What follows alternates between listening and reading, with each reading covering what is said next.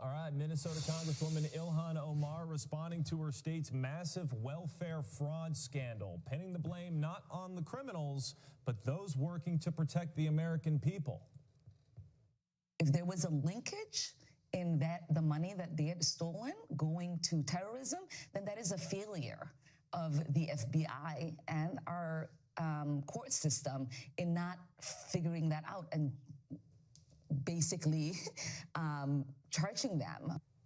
Host of My View, Laura Trump, joins us now. Laura, thank you so much for joining us. So what do you think about that explanation there? ILHAN Omar saying that if taxpayer money did in fact go to the Al-Shabaab terrorist organization, it would be a failing on the part of the FBI for not figuring it out.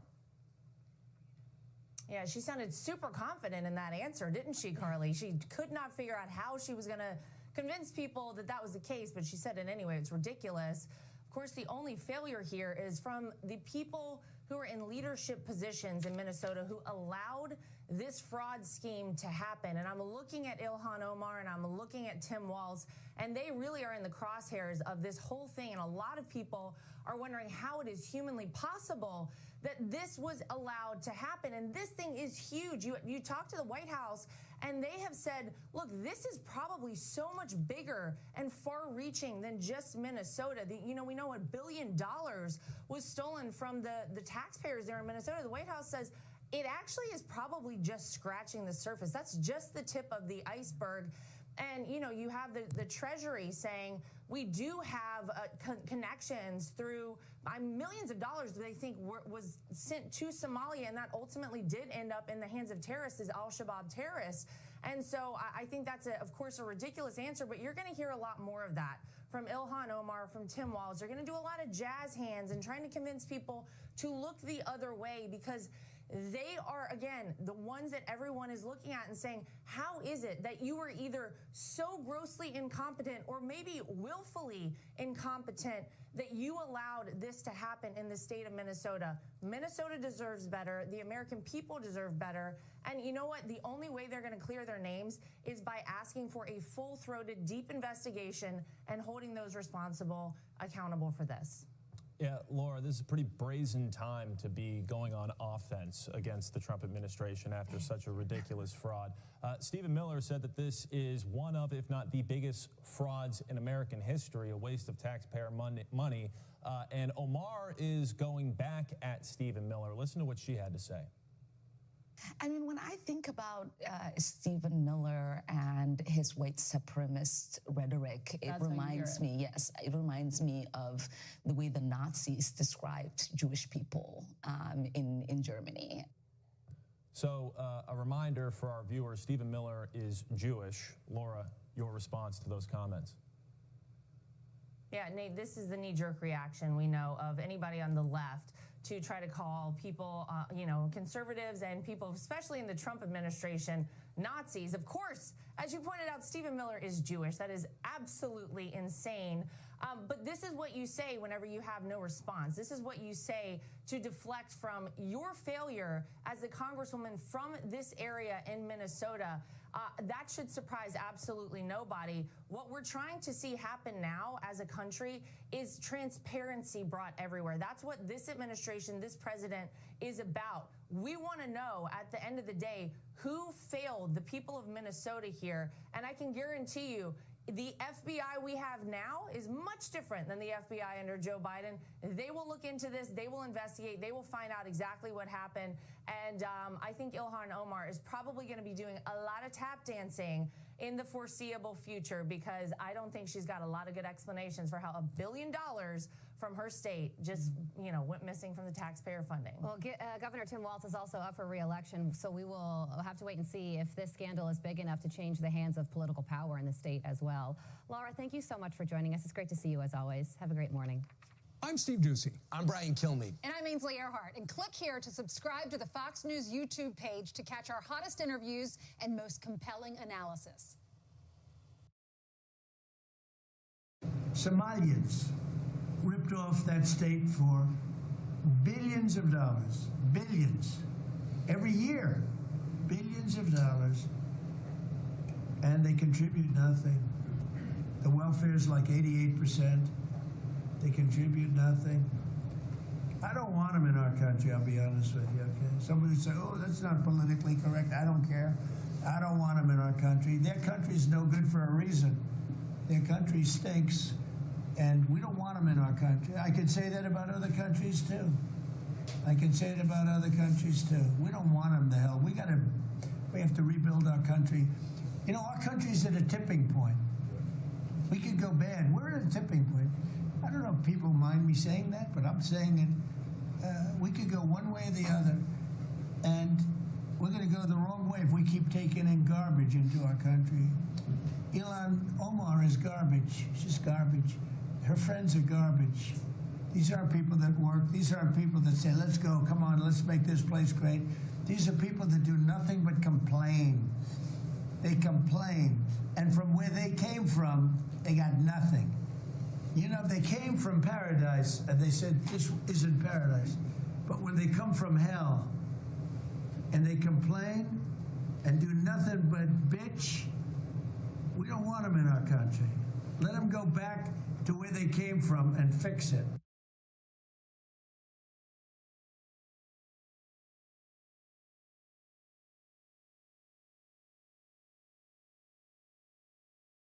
Democratic Congresswoman ILHAN Omar of Minnesota is here with me now. First of all, federal prosecutors say 59 people have been investigated in these schemes so far. Americans at large stole tens of billions of forms of aid during the pandemic all over the country. Minnesota's fraud scandal stands out, according to federal auditors. What are you hearing from investigators right now?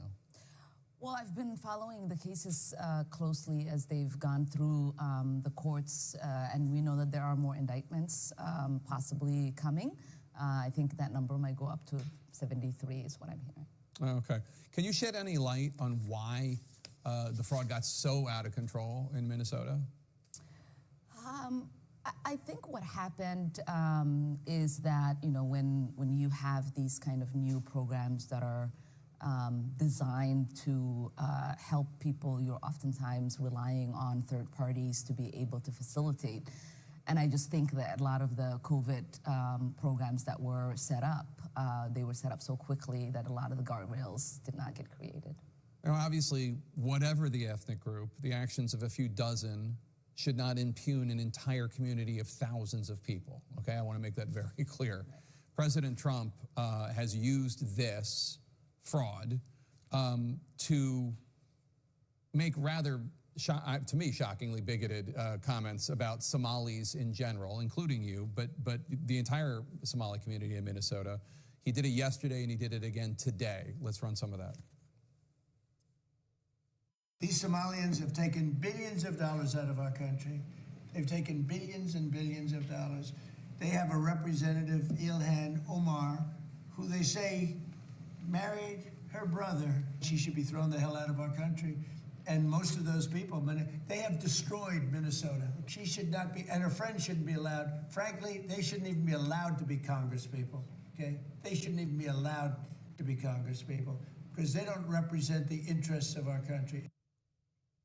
It's pretty shocking to hear it, although I don't know how shocked you are at this point anymore. But Somali immigrants, in general, you in particular have been the target of his attacks for a long time. What's your response? Yeah, I mean, I'm not shocked because we know that the president oftentimes resorts to very bigoted, xenophobic, Islamophobic, racist rhetoric when he is trying to scapegoat and deflect from the actual failures that he has himself. We know that this administration has not fulfilled the majority of the promises that they've made, whether it is bringing costs down, whether it is the tariffs that are decimating businesses in the United States, whether it is the possible war crimes that his defense secretary is committing. And so to me, it is important for us, one, to remind folks that we are Americans. We're not going anywhere, and we will continue to be in this country. And two, that Minnesotans are resilient, and we will continue to thrive. What is the practical impact when a president of the United States demonizes an entire group of people based on ethnicity? And again, You can point to any ethnic group and find dozens of people in that ethnic group who are committing a particular crime. The mafia comes to mind, right?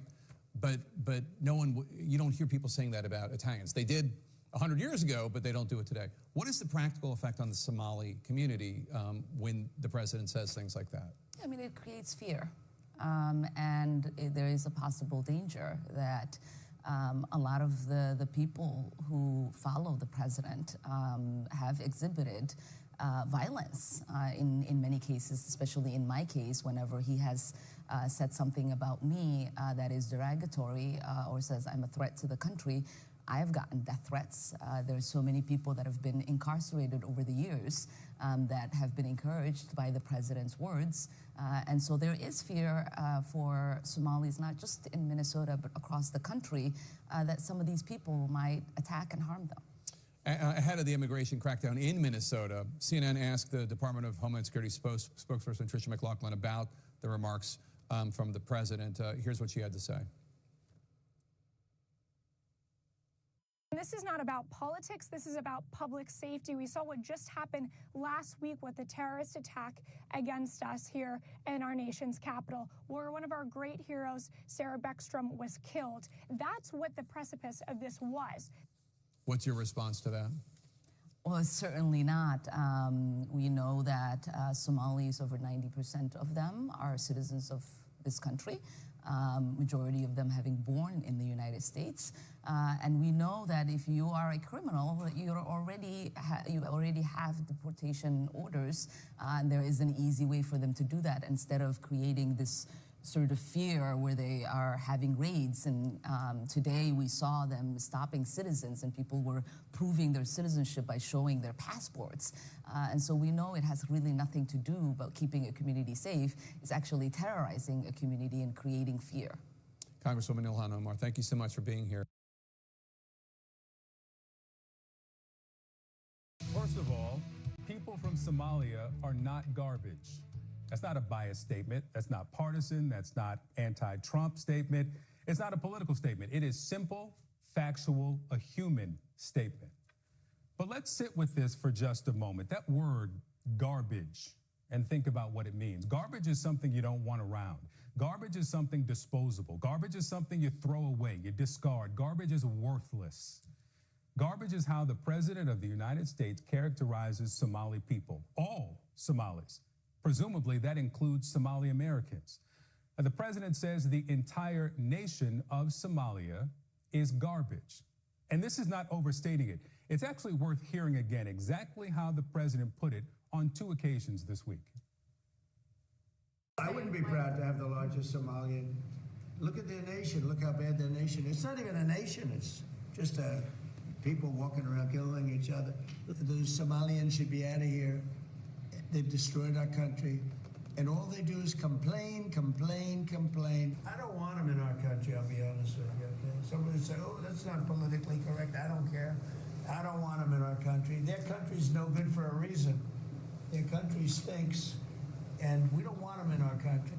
We're going to go the wrong way if we keep taking in garbage into our country. They complain and do nothing but bitch. We don't want them in our country. Let them go back to where they came from and fix it. Thank you very much, everyone. Yeah, that's applause at the end there. Well, now this. A new ICE operation launched this week is targeting undocumented Somali immigrants in Minneapolis and St. Paul, Minnesota. The Twin Cities are home to the nation's largest population of people from the East African country.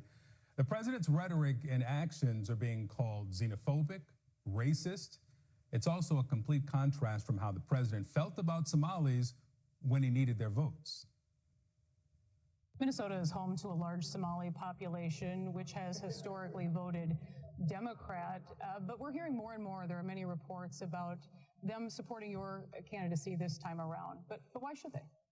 Because they want safety, they want security.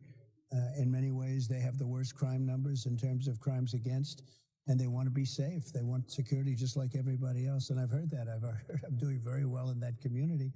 And in the black community also. I mean, generally, it's an honor.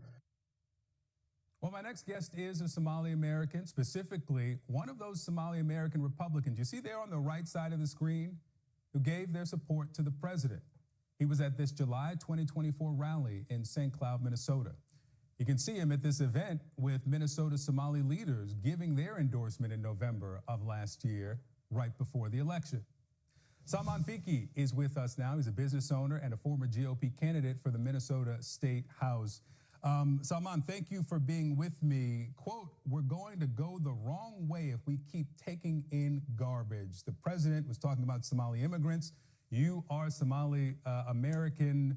What's your reaction to what you heard from the president this week?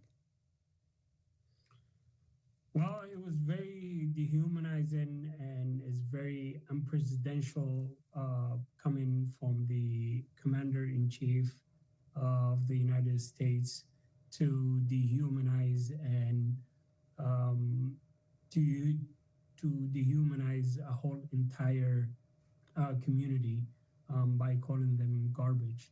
And this is not acceptable by any means. You posted on social media, "I, Salman Fiki, am formally announcing that I'm ending all collaboration with the Republican Party." Have you ended your support for the president? Tell me more about what led you to your decision. Well, the reason why this decision came about is because it was long.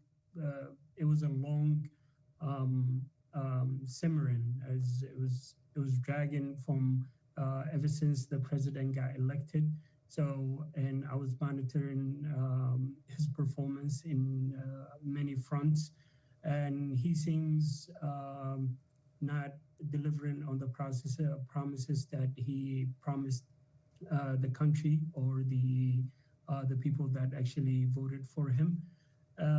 So, and the last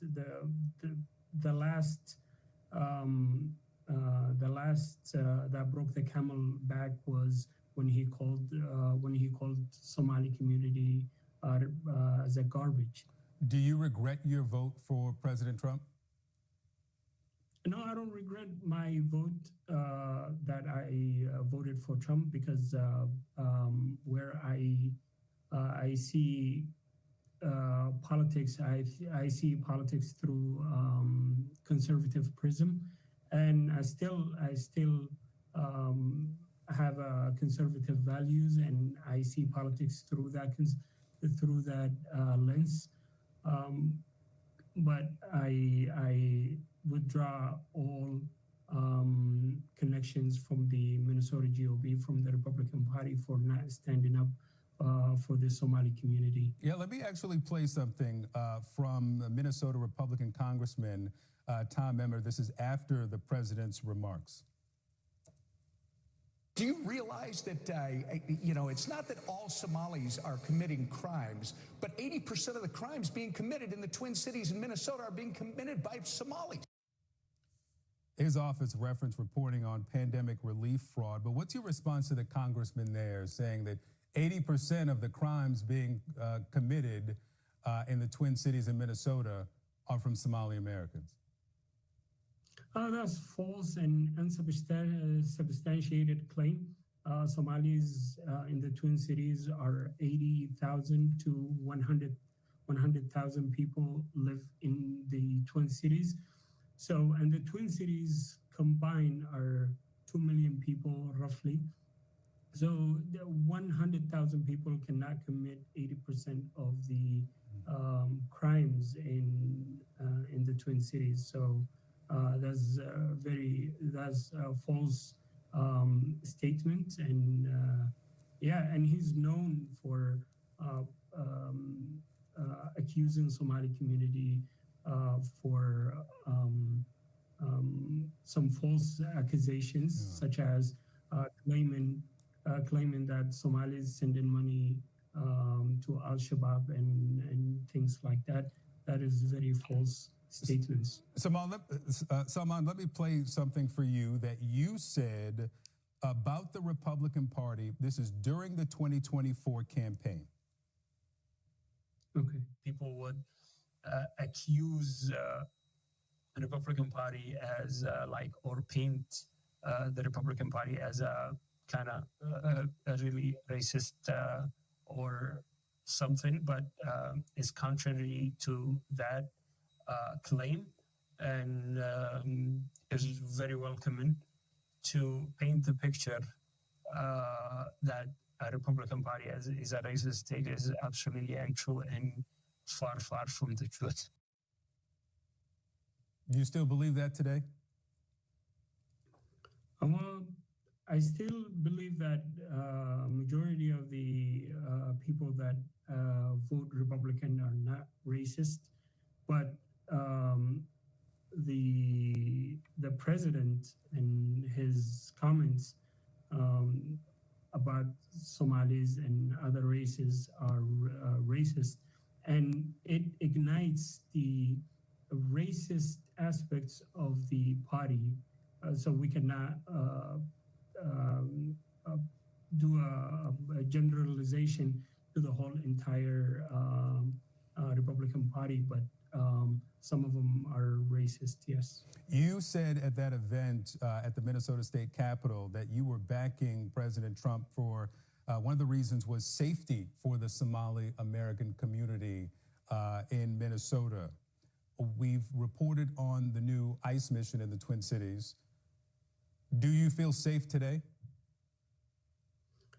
I mean, I feel safe, sort of. I feel safe, but I don't know. I don't know what I'm gonna encounter later on. Yeah, there's ICE raids going around the cities. They were in my town, like today. They were in my town, Burnsville. Yeah, but I haven't encountered anything as of right now. But I've seen many people that actually got raided and got taken away by ICE. Yes, and I fear for them. There's a lot of Somali community. There's a lot of Somali families that actually Somali community. There's a lot of Somali communities that's actually fearful of those raids, and I get those, and I sympathize with them. And the reason why I'm speaking against those remarks by the president is stoking hate and fear into the community. Salman Fiki, I thank you for your time this morning. 33 past back here in California. Minnesota's Democratic leadership is facing mounting pressure to try and explain how a series of alleged fraud schemes cost taxpayers more than $1 billion. There is growing investigations into these cases by the day. Garrett Tenney has the latest from our bureau in the Midwest. Garrett, good morning to you. Yeah, Bill, good morning to you. We've been reporting all week how that $1 billion figure for how much was stolen could really be just the tip of the iceberg. Well, now we have learned that several of the whistleblowers involved in these cases believe the total amount by the time these investigations are complete could be closer to $8 billion.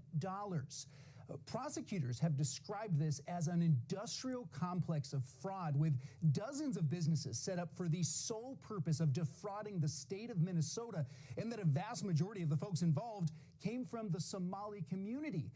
Governor Tim Walz says the state has now paused those government programs and brought in outside auditors to get a better idea of how far-reaching this fraud was to try to keep it from happening again.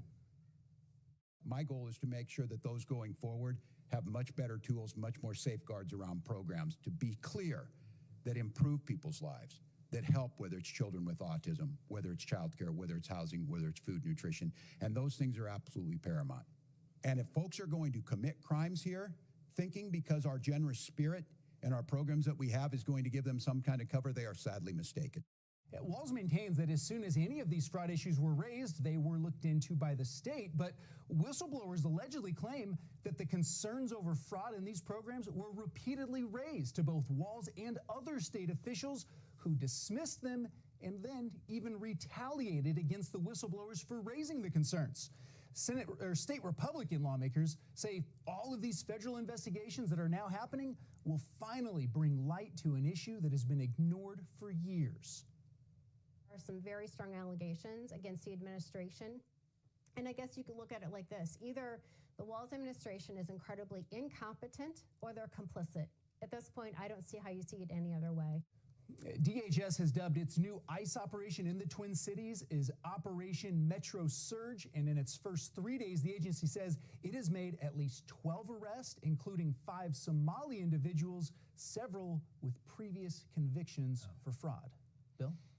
I imagine we'll be hearing more about this very soon. Garrett Tenney, thank you watching that story for us today out of Chicago. Thanks. Okay, so the Small Business Administration is launching its own investigation now into the massive Minnesota fraud scheme, and SBA Administrator Kelly Loeffler is announcing, quote, despite Governor Walz's best efforts to obstruct, SBA continues to work to expose abuse and hold perpetrators accountable, full stop. She is here with me now in studio live. Thank you so much and good morning. Good to see you. Aisha. I know you're digging into this. We remember hearing about stories of fraud with all of this COVID-free money that was given away, especially during the Biden administration when the Democrats were in power. Talk to me about how this is different, because I don't think it's that easy to commit fraud. I mean, someone has to be explaining to these people how you do it. That's right, Aisha. This looks like a complex scheme that was set up to defraud taxpayers, our federal government, of needed funds that would have gone out during COVID for hungry families, for children, for small businesses. And so when I first heard of the billion-dollar corruption, my mind immediately went to PPP. And I said from day one when I came in, it's a new day at the SBA. We are going to crack down on the fraud that the Biden administration completely overlooked, swept under the rug for 4 years. And it wasn't that hard. Within 48 hours, we already found $1 million worth of fraud within the Minnesota Somali crime network. And we're going to continue to investigate and work with our federal law enforcement partners. It's mind-blowing how much money is out there, taxpayer dollars, by the way, right. our money that we don't have a clue where it's at. This is Congresswoman ILHAN Omar of Minnesota, and she was on the other day on another network claiming that the fraud got out of control because this program via the government didn't have the right guardrails. Watch. Can you shed any light on why the fraud got so out of control in Minnesota?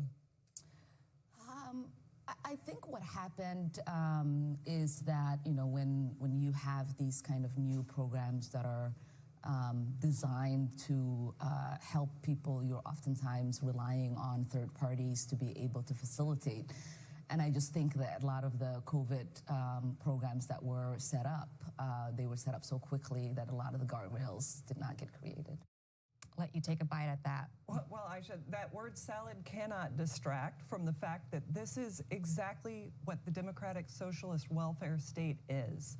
It's massive fraud where officials look the other way, enrich themselves for it, and then hardworking Minnesotans, hardworking Americans pay for it in the form of taxes, and they have their benefits taken away from them on their backs. So this is why we're cracking down. We're drawing a line and saying you will never get government benefits again when you defraud the government. You know, on that note, Kim Strassel wrote a great piece in the Wall Street Journal. This is her column about the lesson in this Minnesota fraud scheme.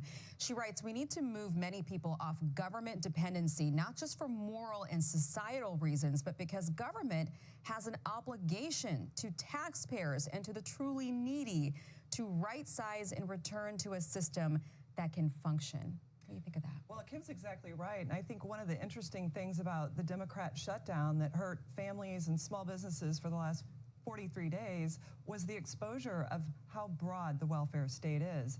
And that's why the Working Families Tax Cut is so important. It includes work requirements for receiving welfare, and we have to reform welfare because it's going to be paid for on the backs of hardworking Americans if we don't.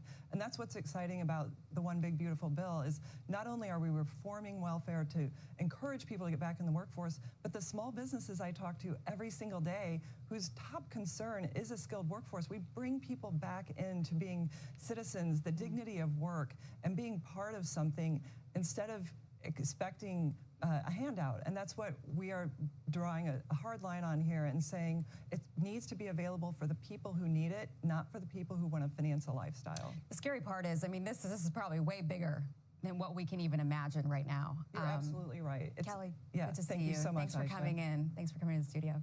I'm Steve Ducey. I'm Brian Kilmeade. And I'm Ainsley Earhart. And click here to subscribe to the Fox. How much coverage this has gotten? Zero. Oversight Republicans are accusing Walson Ellison of looking the other way to avoid political problems with Minnesota's influential Somali community. If you can't get that vote in that community, you can't win in politics in that state. It's very real. Ellison claims everything is under control now, though. We're glad that we took the action that we did. I convicted over 300 people in the last few years for Medicaid fraud. So we are very able to go after fraud, and we do all the time. Prosecutors have charged more than 75 people, so they didn't find everybody clearly if they were even looking, in 4 separate ongoing investigations. Here's the Republican Minnesota House Speaker. We're finally getting that national attention that we need so much here in our state to have full investigations. But you're right. It's over $1 billion in taxpayer dollars that have gone out to fraud instead of going to the people that needed those services the most. Former White House Press Secretary Ari Fleischer in focus in a moment. I want to go straight to our correspondent Garrett Tenney, who's been all over the story since it broke. Garrett. Well, here's the level of fraud investigators are finding in Minnesota is growing by the day. Kelly Loeffler, who leads the Small Business Administration, says in the 2 days her agency has been investigating the state, they've uncovered at least $1 million in PPP fraud just 2 days in. Several of the whistleblowers in Minnesota have also told lawmakers they believe the total amount of fraud could total up to more than $8 billion. Governor Tim Walz, who is up for re-election, is under fire for all of this happening under his watch, but he says they have paused these programs. They've brought in outside auditors to get an idea of how far-reaching this fraud was. They're taking steps to keep it from happening again, and he's defending his management of the state while also taking shots at Republicans and the president. And in spite of the headwinds we're up against, Minnesota ranks economically, economic growth, happiness, number of people insured, education levels, near the very top. So I'll tell you what, I have no interest in having this state look like Oklahoma or Mississippi. And if folks are going to commit crimes here, thinking because our generous spirit and our programs that we have is going to give them some kind of cover, they are sadly mistaken. Yeah, Minnesota is also now home to the single largest pandemic fraud scheme in the country.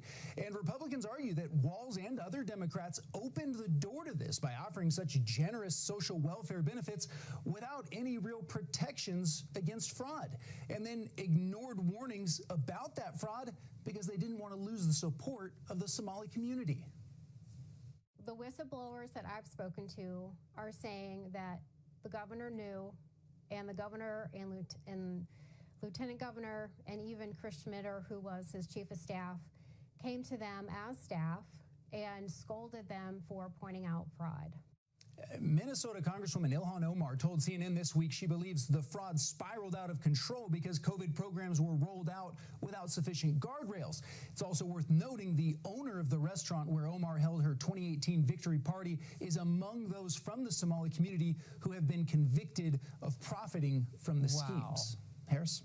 Look, I don't know. I know this would be public, but I don't know how hard they'd make us work as journalists. But I want a FOIA for those 300-plus arrests that A.G. Ellison says that he made.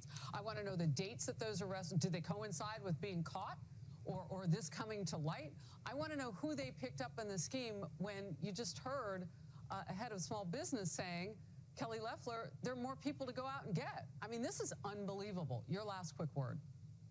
Yeah, you know, and it's interesting, earlier this week when Governor Walz was asked why is it that he was leaving this up to the feds, why isn't the state doing more? Yeah. He said, we're working with the feds and that we're leading to these federal cases. He didn't answer that question repeatedly, though, of why it is that the state itself hasn't done more to go after these fraud cases. Wow, and just to hear Tim Walz saying he's working with the feds after every push against ICE, different topic, same attitude, though.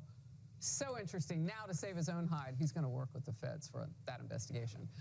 Garrett Tenney, thank you. Minnesota's fraud scandal is raising much larger, more far-reaching and implications questions about the welfare state and government bureaucracies across America.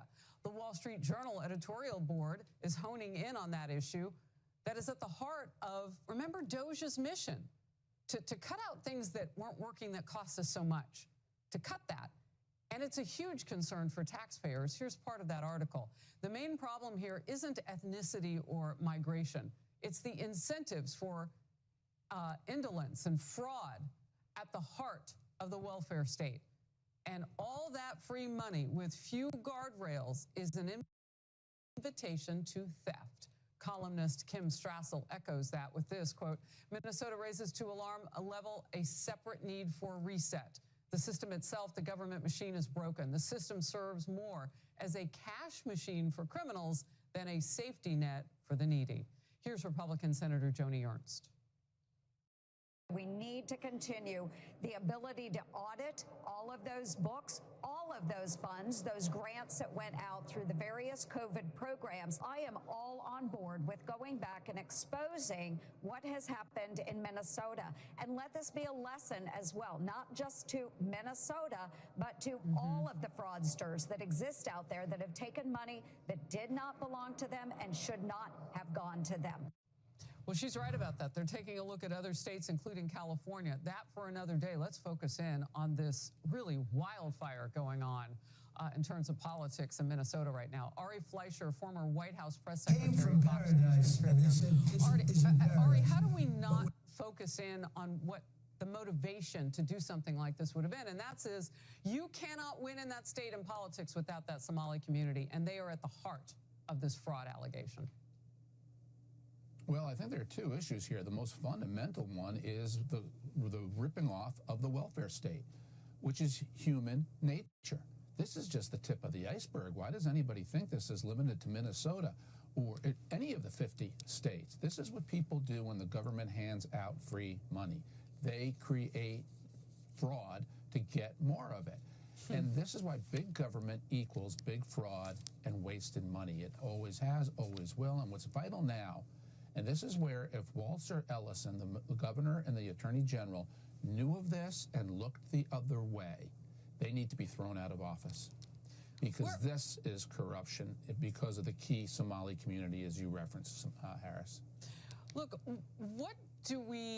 how do we look at this in terms of DOJ, Department of Government Efficiency, and all the pushback that Democrats had on this? I'm wondering now, were there some other underlying things going on to push back on that, like this? Well, that's why I supported DOJ so much. Big government equals big waste. The two just go hand in hand. There will never be sufficient guardrails on any federal spending program because people are always going to figure out a way to cheat it. That's the problem with big government. That's the problem with free money. This is the fruit of the welfare state.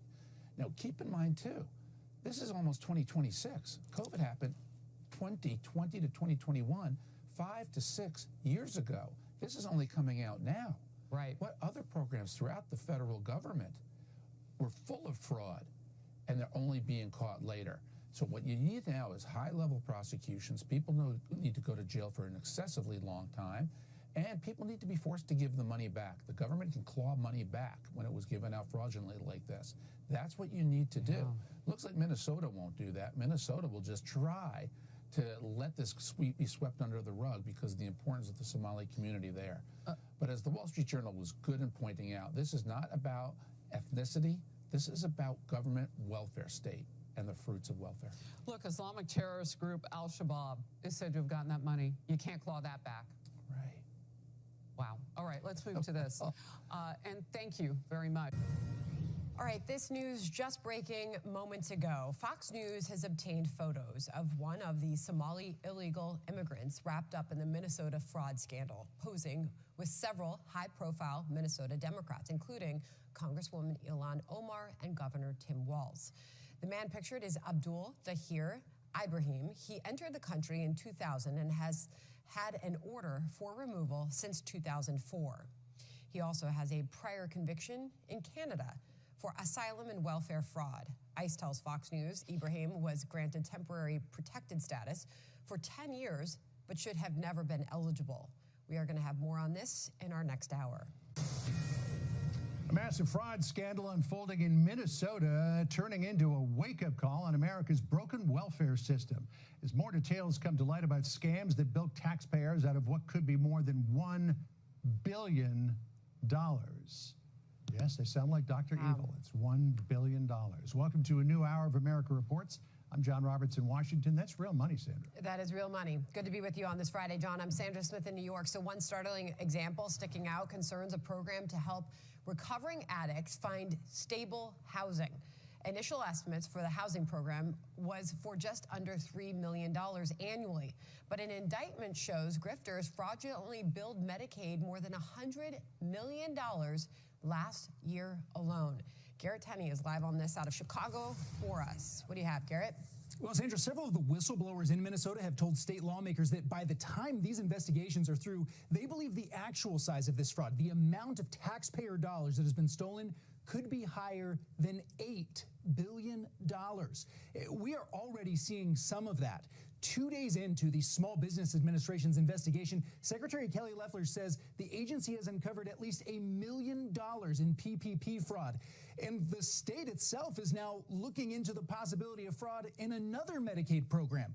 Minnesota's Department of Human Services is now pausing the issuing of new licenses for disability service providers over concerns of fraud after an explosion in the number of applications for new licenses over the past 5 years, going up 283%, while the number of people needing those services only increased by 25%.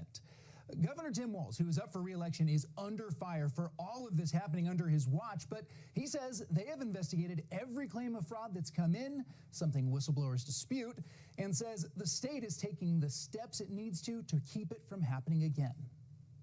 We've acknowledged that this is serious, needs to stop. It is stopping. People are continuing to go to prison. I think the good news for Minnesotans to know when that 90-day pause is over and the third-party audits are done, we will have a better picture than we've ever had, which I think is really good. While all of these investigations are getting underway, Republican lawmakers are sounding the alarm about Minnesota's new paid leave program launching next month that allows anyone in the state, regardless of their citizenship status, to take 12 weeks of paid leave a year paid for by the state. GOP lawmakers say the program is ripe for abuse. It was written so broadly that you can take advantage of it and abuse it, and no one's going to come looking for you. The taxpayers put in a bunch of money to launch the whole thing. So this is going to be the next horrible thing coming out of Minnesota. And it's important to remember the FBI is also still investigating the massive fraud schemes there. This morning, Attorney General Pam Bondi said there are going to be a lot more arrests on this coming. Sandra? Okay, thanks for keeping track of it for us. Garrett Tenney in Chicago on that for us. John? All right, let's dig deeper into all of this by bringing in Texas Republican Congressman Brandon Gill, a member of the House Oversight Committee, which is now investigating fraud in Minnesota's social services system. Congressman, good to have you with us this Friday afternoon. Thank you for joining us. So Thanks there are having me.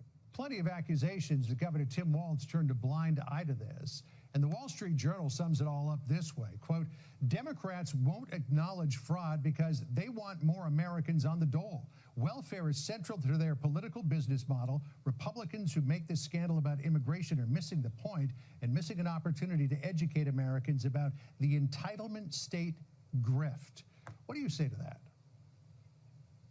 Well, I would say, first of all, that I agree that the problem is that the welfare state has gotten far too big with almost virtually very few real eligibility checks or anti-fraud provisions. But I do think that there is clearly an immigration component to this as well. You know, the famous economist Milton Friedman famously remarked that you can't have both open borders and a welfare state. And for decades, the Democrats have been trying to have both. They've invited as many people as they possibly could from all over the globe into our communities, including tens of thousands of Somalians into Minnesota, and then opened up the welfare state to provide benefits with almost no anti-fraud provisions whatsoever, and this is the obvious result. We knew this would happen, and yet Democrats are pushing this for political gain. So still sticking with the Wall Street Journal, Kim Strassel is a great observer of the political condition, not only here in Washington, D.C., but across the country. She writes the lessons of Minnesota's fraud. She says, quote, Minnesota raises to alarm level a separate need for reset.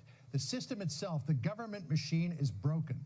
It's heaving duplicative federal state programs awash in forms and bureaucracies and ancient mainframes has already suffered Soviet-style collapse. The system serves more as a cash machine for criminals than a safety net for the needy. I mean, reforming the system is going to take years, so what do we do in the meantime?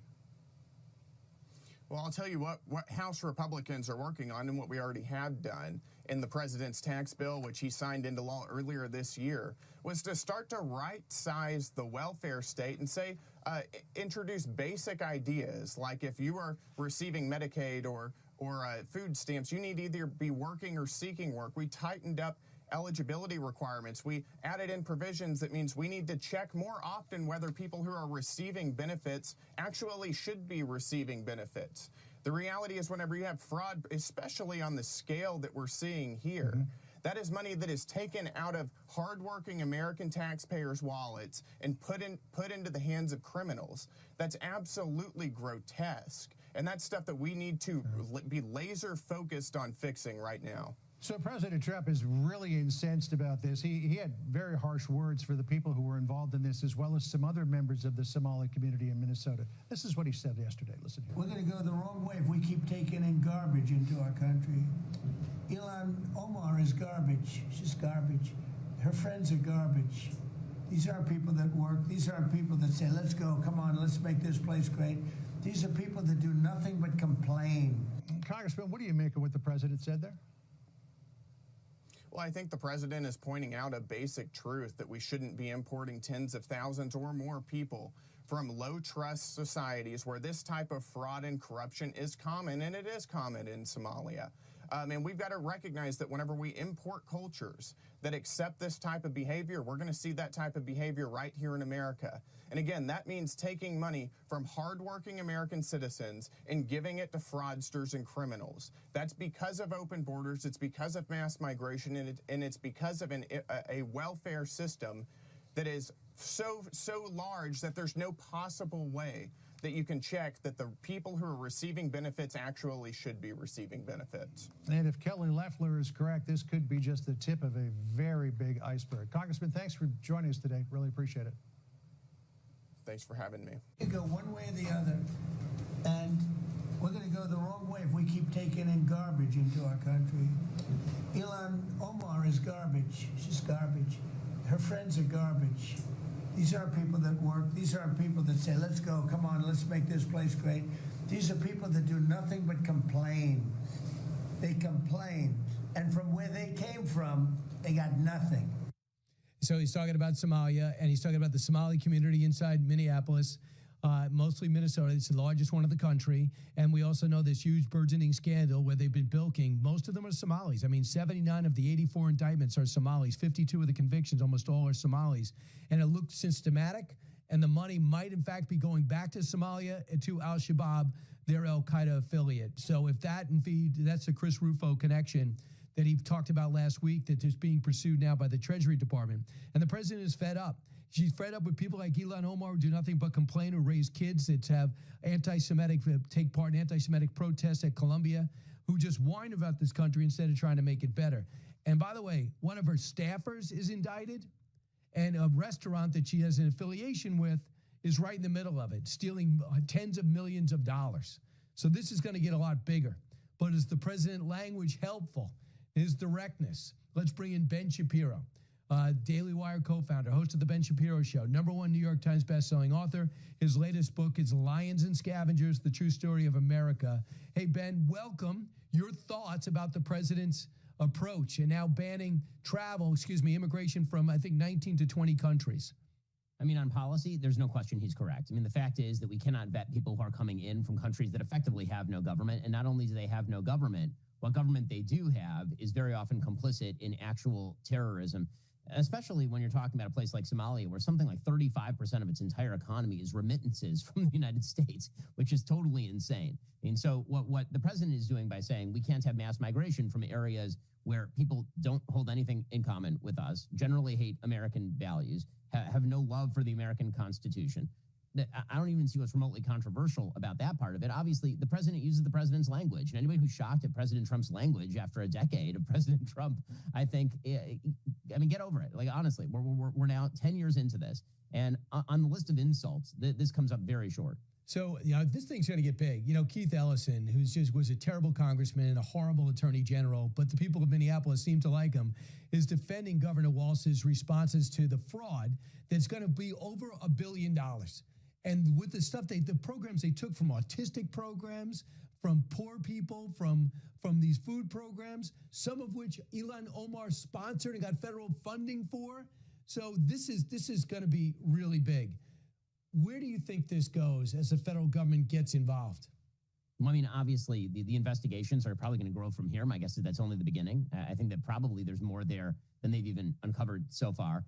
One of the funnier articles I saw, there was an ABC affiliate that came out this morning talking about the benefits of mass Somali migration into Minnesota and pointing out that the total income of Somali Minnesotans was $500 million last year. Well, I noticed that $500 million as a total income is half of what was built from the federal government just in the cases that have already been uncovered. So if what we're talking about is the great enrichment that has happened due to mass migration, and the best you can come up with is an income that amounts to half of the fraud committed by this small group of Somalis, then I'm not sure exactly what case it is that you're making at this point. Again, this is not to malign every single person who's coming from Somalia, because whenever you have a group of people, I'm sure there are great individuals that exist within a broader spectrum of human beings. And when the president says garbage, I think, by the way, in that quote, he seems to be talking specifically about ILHAN Omar, who I also agree is a trash human being. I think she has horrible beliefs. I think that she stands for horrible things. And then he says, and her friends, I don't know that he's necessarily referring to every single Somali person in the United States. He may be referring to people who are politically affiliated, or he may be referring to her actual specific friends, some of whom seem to be caught up in the actual fraud welfare scheme here. Including one of her staffers that's involved. Yes. And one of these restaurant owners who owns a Safari Inn has 35 tables, but yet he claims he's gotten reimbursed for 18,000 meals. He's got a multi-million-dollar mansion. I mean, are we kidding? And guess what? He's spending $9,000 a month at Nordstrom. Yeah. That's a lot. I mean, I hope he dresses well. That's a lot of clothes. $9,000 a month. Whoa. So Ben, I'm going to add something to this. So if you actually bilk out of this money, there's now a phone call that I understand that the Attorney General Ellison has, where some of these people involved in the fraud pledge campaign contributions, which he eventually collects from these people. They also did the threatening, you talk about full circle, of if you come down on me, I'm going to hit you with the racism and bias claims, which backs out these politicians who need the 80,000 member Somali committee or community to vote for them. Yes, that's correct. I mean, obviously, every politician has to answer to constituents. And so when you have Keith Ellison basically, garnering campaign contributions from many of the same people who are associated with this sort of activity and saying, I'm going to be your guy. I mean, I'm not sure how that isn't a scandal. I think Tim Walz obviously is a scandal. I think ILHAN Omar obviously is a scandal. It's hard to see how fraud perpetrated at this great a scale was unknown by everyone in a position of power, especially people who are extremely close to the communities in question. Ben, not that you should be surprised. That's why you started the Daily Wire. But they looked at the networks and say how much coverage this has gotten. Zero.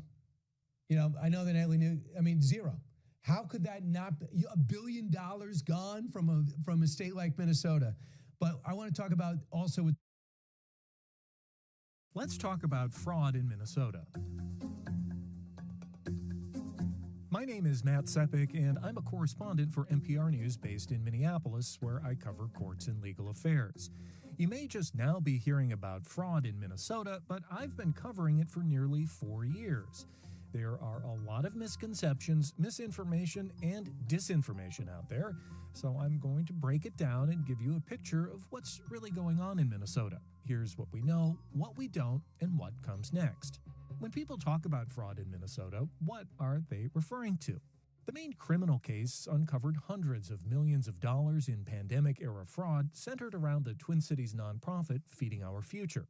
Back in January of 2022, with search warrants in hand, the FBI raided Feeding Our Future's offices and 24 other locations.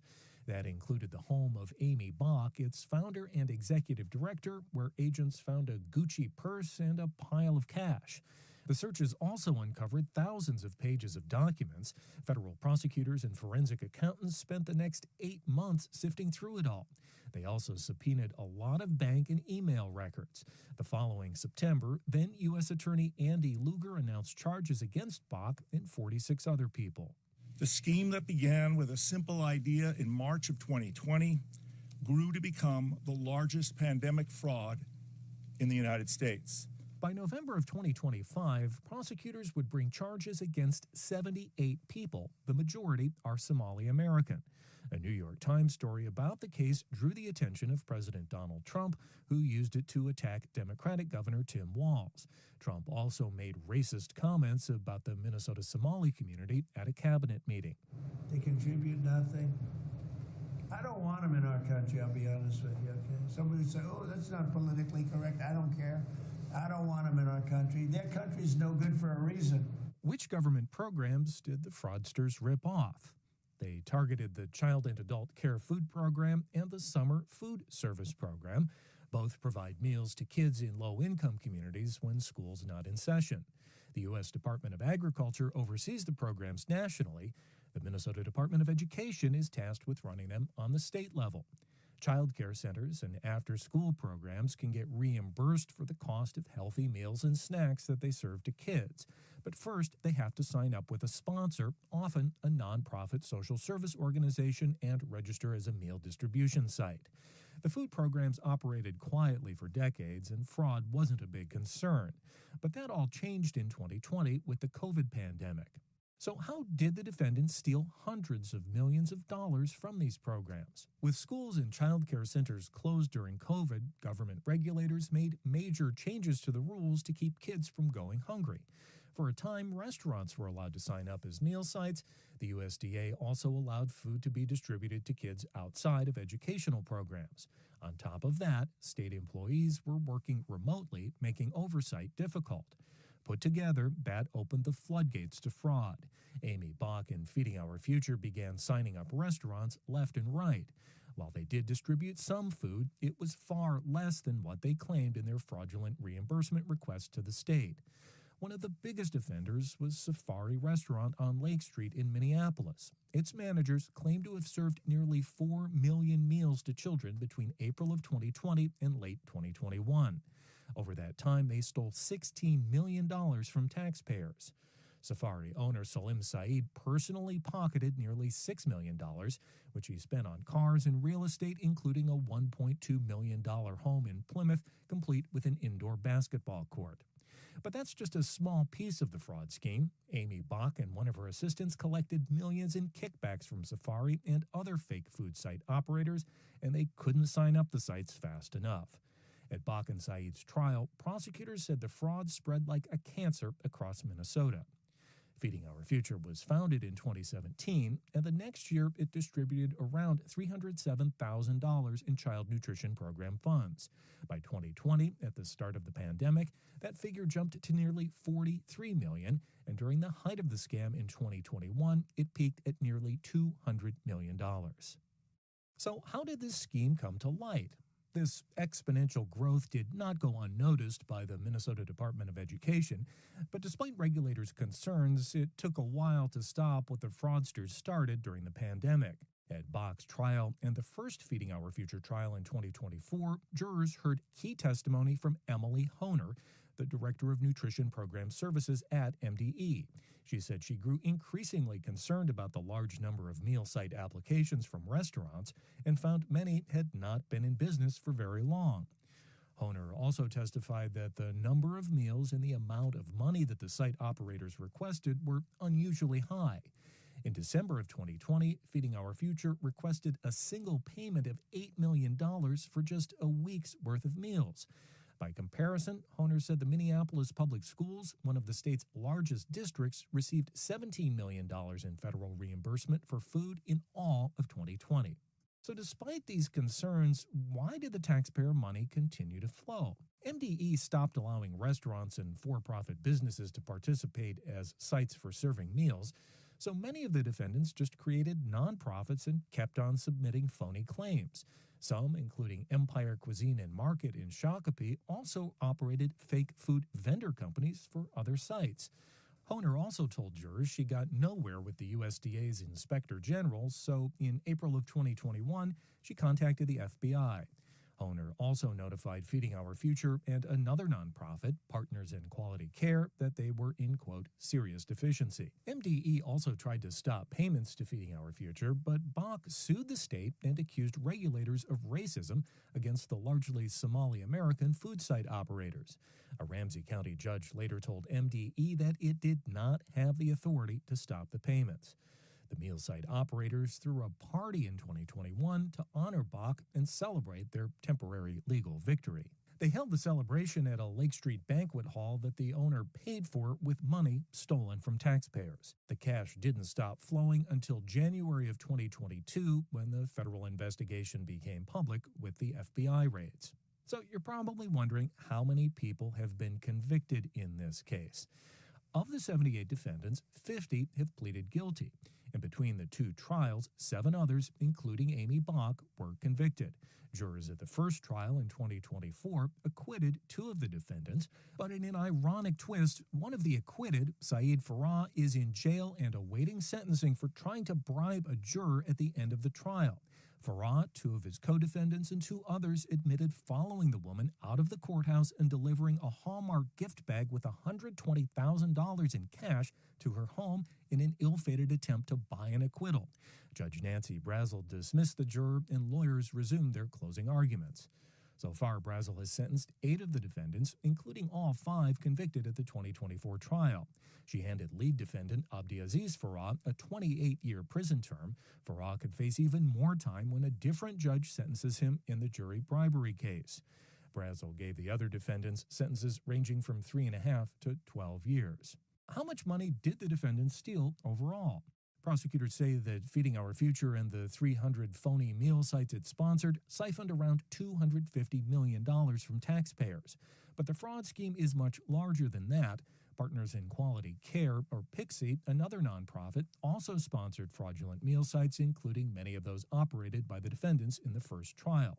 No one from PIXI has been charged in the federal case. Around $60 million in assets have been recovered, but a lot is gone for good because many defendants laundered the money overseas, in some cases by buying real estate in Kenya. Another question we're hearing, is there evidence that any of the stolen money has wound up in the hands of foreign terrorist organizations? In late November, the conservative news site City Journal, largely citing unnamed sources, wrote that, quote, millions of dollars in stolen funds have been sent back to Somalia, where they ultimately landed in the hands of the terror group Al-Shabaab. But across 2 trials and thousands of pages of court documents, federal prosecutors have never linked any of the stolen taxpayer money to terrorism. Like fraudsters over time immemorial, the evidence showed that the Feeding Our Future defendants spent their ill-gotten gains on themselves, buying luxury cars, million-dollar homes, and taking lavish trips. Over the last decade and a half, the Minnesota U.S. Attorney's Office has been aggressive in prosecuting terrorism cases, most notably a group of young Somali American men who tried to join ISIS. While most of the fraud defendants are also Somali American, investigators have not presented any evidence of a connection between fraud and terrorist groups. U.S. Treasury Secretary Scott Bessent says his department is investigating whether any tax money has been diverted to Al-Shabaab. Minnesota Governor Tim Walz, a Democrat, said he welcomes the scrutiny but questions the reason and timing behind it. What other kinds of fraud are the feds investigating in Minnesota? Well, the Feeding Our Future case is continuing, and it's led to allegations of widespread fraud in other government programs. In September, prosecutors charged 8 people in Minnesota with stealing millions from the Medicaid Housing Stabilization Services Program, which was meant to help people with disabilities find and maintain housing.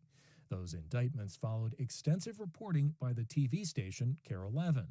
The feds also charged one of the Feeding Our Future defendants with stealing $14 million from an autism program. That investigation is continuing also. Critics of Democratic Governor Tim Walz have ripped his administration for not doing enough to oversee the programs and root out fraud. Walz is running for a 3rd term in 2026, and his Republican challengers are making fraud a major campaign issue. Minnesota's Department of Human Services shut down the Housing Stabilization Services program in October after temporary DHS Commissioner Shireen Gandhi said the agency had insufficient controls to stop bad actors from stealing money. Obviously, this is an ongoing developing story. To stay up to date on the Feeding Our Future case and other fraud investigations, make sure you're tuning into NPR News on the radio and online at nprnews.org.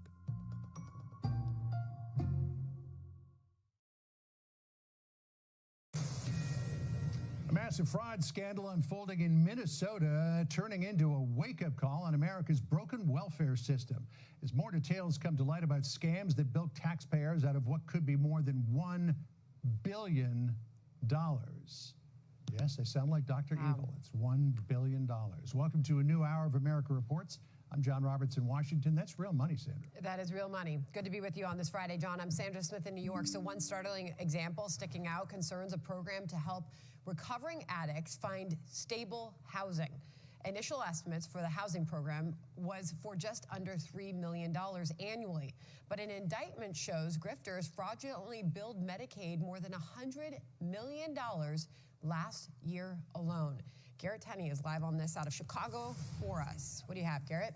Well, Sandra, several of the whistleblowers in Minnesota have told state lawmakers that by the time these investigations are through, they believe the actual size of this fraud, the amount of taxpayer dollars that has been stolen, could be higher than $8 billion. We are already seeing some of that. 2 days into the Small Business Administration's investigation, Secretary Kelly Loeffler says the agency has uncovered at least $1 million in PPP fraud. And the state itself is now looking into the possibility of fraud in another Medicaid program. Minnesota's Department of Human Services is now pausing the issuing of new licenses for disability service providers over concerns of fraud after an explosion in the number of applications for new licenses over the past 5 years, going up 283%, while the number of people needing those services only increased by 25%.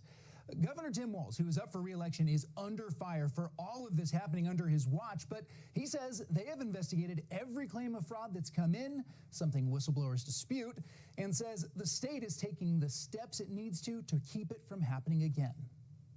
We've acknowledged that this is serious, needs to stop. It is stopping. People are continuing to go to prison. I think the good news for Minnesotans to know when that 90-day pause is over and the third-party audits are done, we will have a better picture than we've ever had, which I think is really good. While all of these investigations are getting underway, Republican lawmakers are sounding the alarm about Minnesota's new paid leave program launching next month that allows anyone in the state, regardless of their citizenship status, to take 12 weeks of paid leave a year paid for by the state. GOP lawmakers say the program is ripe for abuse. It was written so broadly that you can take advantage of it and abuse it, and no one's going to come looking for you. The taxpayers put in a bunch of money to launch the whole thing. So this is going to be the next horrible thing coming out of Minnesota. And it's important to remember the FBI is also still investigating the massive fraud schemes there. This morning, Attorney General Pam Bondi said there are going to be a lot more arrests on this coming. Sandra? Okay, thanks for keeping track of it for us. Garrett Tenney in Chicago on that for us. John? All right, let's dig deeper into all of this by bringing in Texas Republican Congressman Brandon Gill, a member of the House Oversight Committee, which is now investigating fraud in Minnesota's social services system. Congressman, good to have you with us this Friday afternoon. Thank you for joining us.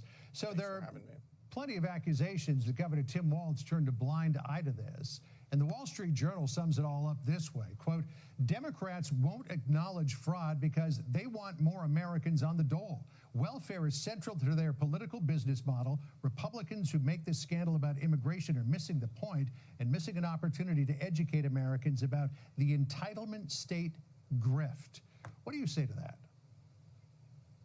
Well, I would say, first of all, that I agree that the problem is that the welfare state has gotten far too big with almost virtually very few real eligibility checks or anti-fraud provisions. But I do think that there is clearly an immigration component to this as well. You know, the famous economist Milton Friedman famously remarked that you can't have both open borders and a welfare state. And for decades, the Democrats have been trying to have both. They've invited as many people as they possibly could from all over the globe into our communities, including tens of thousands of Somalians into Minnesota, and then opened up the welfare state to provide benefits with almost no anti-fraud provisions whatsoever, and this is the obvious result. We knew this would happen, and yet Democrats are pushing this for political gain.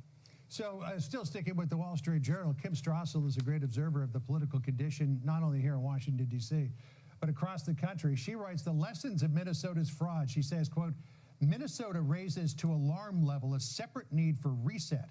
The system itself, the government machine, is broken. It's heaving duplicative federal-state programs awash in forms and bureaucracies and ancient mainframes has already suffered Soviet-style collapse. The system serves more as a cash machine for criminals than a safety net for the needy. I mean, reforming the system is going to take years, so what do we do in the meantime?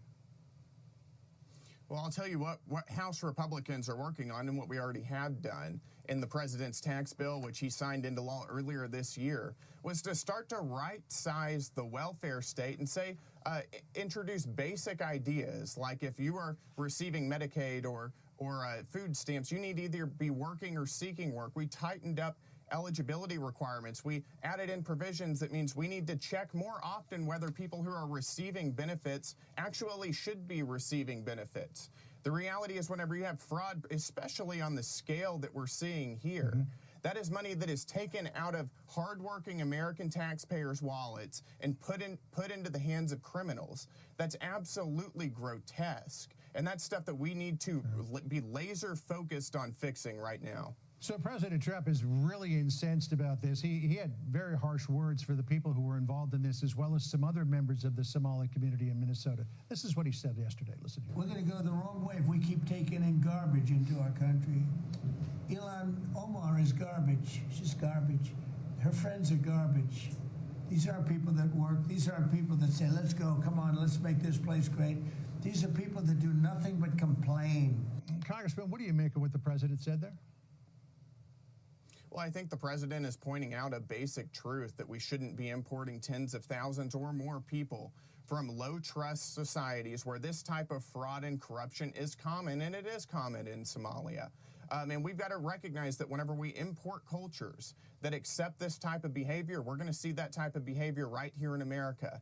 And again, that means taking money from hardworking American citizens and giving it to fraudsters and criminals. That's because of open borders, it's because of mass migration, and it's because of a welfare system that is so large that there's no possible way that you can check that the people who are receiving benefits actually should be receiving benefits. And if Kelly Loeffler is correct, this could be just the tip of a very big iceberg. Congressman, thanks for joining us today. Really appreciate it. Thanks for having me. Hey, Sean Hannity here. Hey, click here to subscribe to Fox News YouTube page and catch our hottest interviews and most compelling analysis. You will not get it anywhere else. The House Oversight Committee demanding Minnesota Governor Tim Walz hand over documents as we learn new details about the investigation into the $1 billion welfare fraud scandal. And new reports claiming Democratic Congresswoman ILHAN Omar has deep ties to people who personally profited from the alleged fraud. That list includes one of her former campaign officials and a co-owner of the restaurant where Omar held her 2018 congressional victory party. It is important to note the Congresswoman has not been directly linked to the fraud herself. Joining us now is the Speaker of the Minnesota House of Representatives, Lisa DeMuth, who joins me now. And Lisa, thank you so much for doing just that. $1 billion in taxpayer dollars essentially lit on fire. What is your reaction to this staggering fraud scandal that has rocked your state? For the last 7 years, we have looked at fraud that has exploded under Governor Tim Walz in autism services.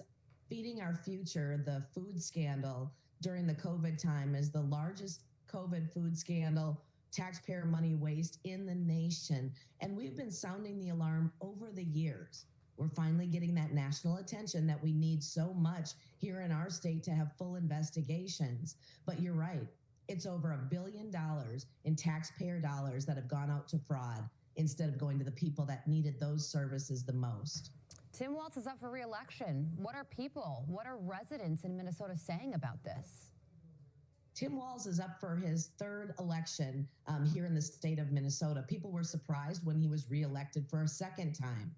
But when he was on the national stage just a year ago, it really let the nation know truly who Tim Walz is. Definitely let Minnesotans know his favorability is underwater right now. It's less than 50%.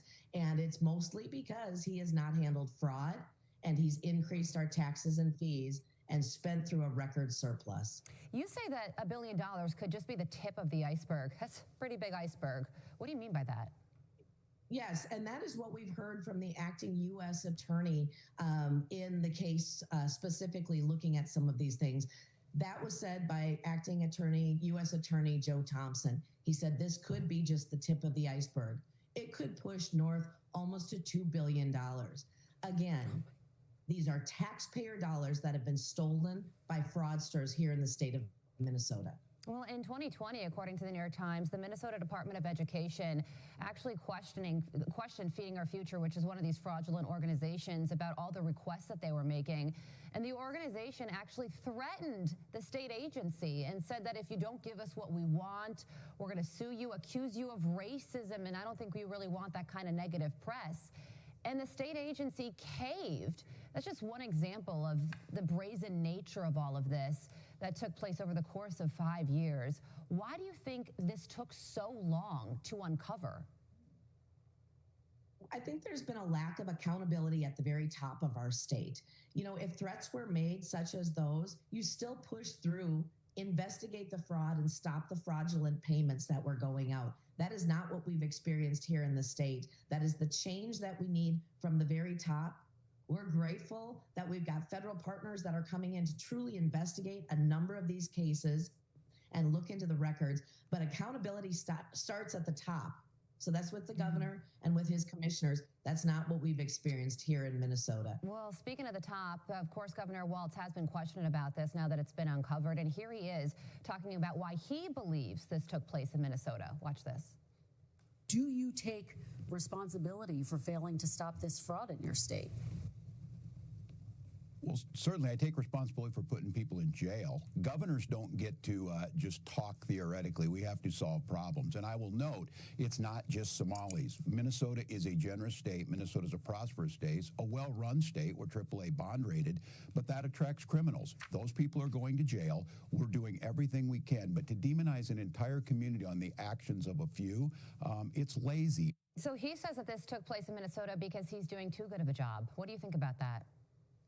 AAA bond rating is not what criminals look at if they're going to come and do criminal behavior here in the state. What I would say is a well-run state, a generous state, and a prosperous state.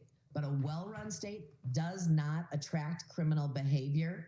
It means that the dollars that are collected from taxpayers go to the people that need it the most, not to fraudsters. Yeah, and these people stole $1 billion for themselves while claiming it was going to autistic and hungry children. So let's hope that the punishment here truly meets the crime. Lisa DeMuth, Speaker of the Minnesota House of Representatives, we thank you so much for joining us, speaking out about this important topic. You're very welcome. I'm Steve Ducey. I'm Brian Kilmeade. And I'm Ainsley Earhart. And click here to subscribe to the Fox News YouTube page to catch our hottest interviews and most compelling analysis. Eyewitness News. 5 weeks of dramatic testimony is coming to an end in the Feeding Our Future fraud trial. Investigative reporter Eric Rasmussen is live outside federal court in Minneapolis where another defendant took the stand today. Eric? And it's the former Safari restaurant owner Salim Saeed who is now testifying in his own defense. It's the same risky move that Feeding Our Future's founder Amy Bach made just about a week ago, and soon their cases could be in the hands of a jury. As executive director of Feeding Our Future, prosecutors say Amy Bach orchestrated nearly $250 million in fraud. But no one person is accused of profiting more than Salim Saeed. On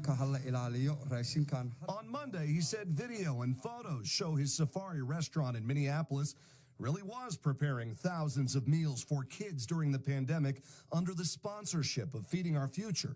Saeed testified I thought it was a good business. I am a restaurant man who was losing everything. By claiming to serve thousands of meals a day, Saeed and others made millions in reimbursements from the federal child nutrition program. Unlike several other government witnesses who admitted to falsifying meal counts and paying kickbacks to Feeding Our Future, Saeed denied it all. But on cross-examination, when federal prosecutor Joe Thompson asked, "This program made you and your partners rich, correct?" Saeed replied, "Yes." Salim Saeed and Amy Bach are both facing a number of charges, including wire fraud and federal programs bribery, which could mean decades in prison if they're convicted. Now, Saeed's testimony did not quite wrap up yet today, so they have a little more to go, but the judge is still hoping and asking that both sides make it to closing arguments sometime tomorrow. Live. The federal trial of Amy Bach, the woman accused of being the ringleader of the Feeding Our Future fraud scandal, continues in Minneapolis today. More witnesses taking the stand, including an FBI agent. Fox 9's Rob Olson has been following this trial for us, and he spoke about what he didn't see on surveillance footage. Rob? Yeah, this was very interesting and something that was not a part of the trial here last spring that I covered, the first Feeding Our Future trial, and that was FBI surveillance video that was used at 12 sites. Now, I asked why it wasn't involved last year. It was because the people in that trial were involved with other sites. They could only focus on certain ones, and so those weren't covered in the ones that were involved in the trial last year. But here, today, jurors saw side-by-side documents showing what was claimed and the video showing what the FBI saw. In December of 2021, the FBI installed a surveillance camera overlooking this building just off Lake Street in Minneapolis. At the time, it was Safari Restaurant, which overall took in $12 million in federal child meal payments through Feeding Our Future. Safari's former co-owner, Salim Saeed, is on trial alongside Amy Bach, the Feeding Our Future executive director. Safari claimed to feed 4,000 to 6,000 kids a day. Its invoices and meal counts shown to the jury alongside the video. An FBI agent testifying that an average of 40 people came and went during the 6 weeks it was surveilled. The FBI set up a total of 12 cameras at sites claiming to serve extraordinary numbers of meals. Another was at a deli in St. Paul, also registered by defendant Salim Saeed, which claimed 1,800 meals per day. The video shown to the jury showed an average of 23 people a day coming and going. The jury was shown dozens of invoices, meal counts, and emails seized from Feeding Our Future's headquarters in St. Anthony. Some showed links to websites that randomly generated names and ages to create rosters of children who were served meals. Many were signed or sent by Amy Bach, who's charged with wire fraud, along with bribery for the alleged kickbacks that she received. Her defense attorney tried to raise doubt when it cross-examined the FBI agent, that they didn't see the back entrance where it's possible meals left packed in trucks for delivery.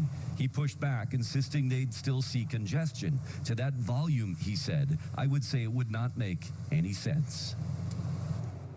But Bach's defense attorney continues to try to cast some doubt here with the jury that Amy Bach didn't know what was going on. He contended in his opening statements that it was all these site operators that were lying to her by sending her these meal claims, and she didn't know anything about it. He also showed some of the emails to jurors that didn't include Amy Bach to try to suggest that she was out of the loop on some of these issues. This trial will continue tomorrow morning. Live in Minneapolis, Rob Olson, Fox 9. Another day. Thank you, Rob. Tonight, we are following your money in the Feeding Our Future fraud investigation. As we reported first on 5 Eyewitness News, a federal jury convicted Feeding Our Future founder Amy Bach and restaurant owner Salim Saeed on all charges yesterday. These are new booking photos of the two locked up tonight in Sherburne County as they await sentencing. But the effort to claw back the millions of taxpayer dollars they stole is still happening. Investigative reporter Eric Rasmussen is following that part of the story for us. And you know, Kevin, if you've been following this case, you know the big number. Nearly $250 million stolen from a federal program to feed kids in need. And now we're learning more about where that money went and what's being done to get it back. It's a sweet house on a cul-de-sac in Plymouth. Even sweeter online in real estate photos featuring an indoor basketball court. On Wednesday, a jury found Salim Saeed used federal food money to buy the house for $1.1 million. Now it's part of a government portfolio of property seized in the Feeding Our Future fraud investigation across Minnesota, the United States, and even in places such as Turkey and Kenya. A first step in trying to recover nearly $250 million stolen from taxpayers. That is why it's the United States of America versus, because you haven't just harmed an individual in cases like this. You've harmed the whole community.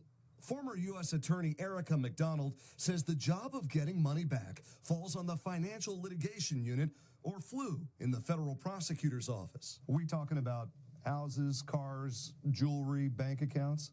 You name it. And I can tell you, I've worked with these folks in the U.S. Attorney's Office here in Minnesota, and they are tenacious. Guilty on every single count. At the end of this news conference, prosecutors on the Feeding Our Future case revealed how much they've recovered so far. About $60 million to date. A hard reality check that even with the conviction of Amy Bach, Salim Saeed, and others, taxpayers may never be made whole. It would be pretty wishful thinking to assume they're going to recoup $246 million here, isn't it? That's correct. And I think the most important thing for the public to take away from that is why we need strong controls in place to make sure it doesn't happen in the first place. Now, you heard prosecutors say they've recovered about $60 million of that $250 million figure. Well, we now know about half of that is in the form of cash, actually seized from bank accounts, all connected to Feeding Our Future. So what do we know about the money that they can't get back? Right, you know, Kevin, during the trial, we reported on lavish vacations and luxury car rentals, so most of that money is likely gone for good.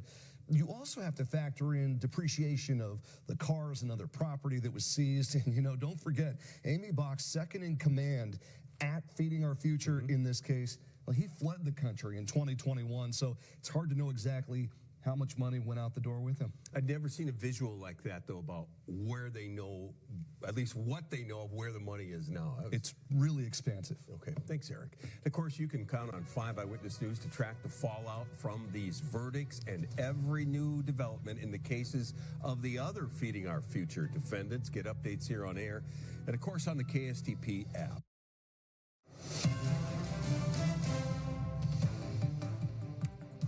Good afternoon. We are coming on with right now with breaking news just into our newsroom. A verdict has just been reached in the Feeding Our Future trial.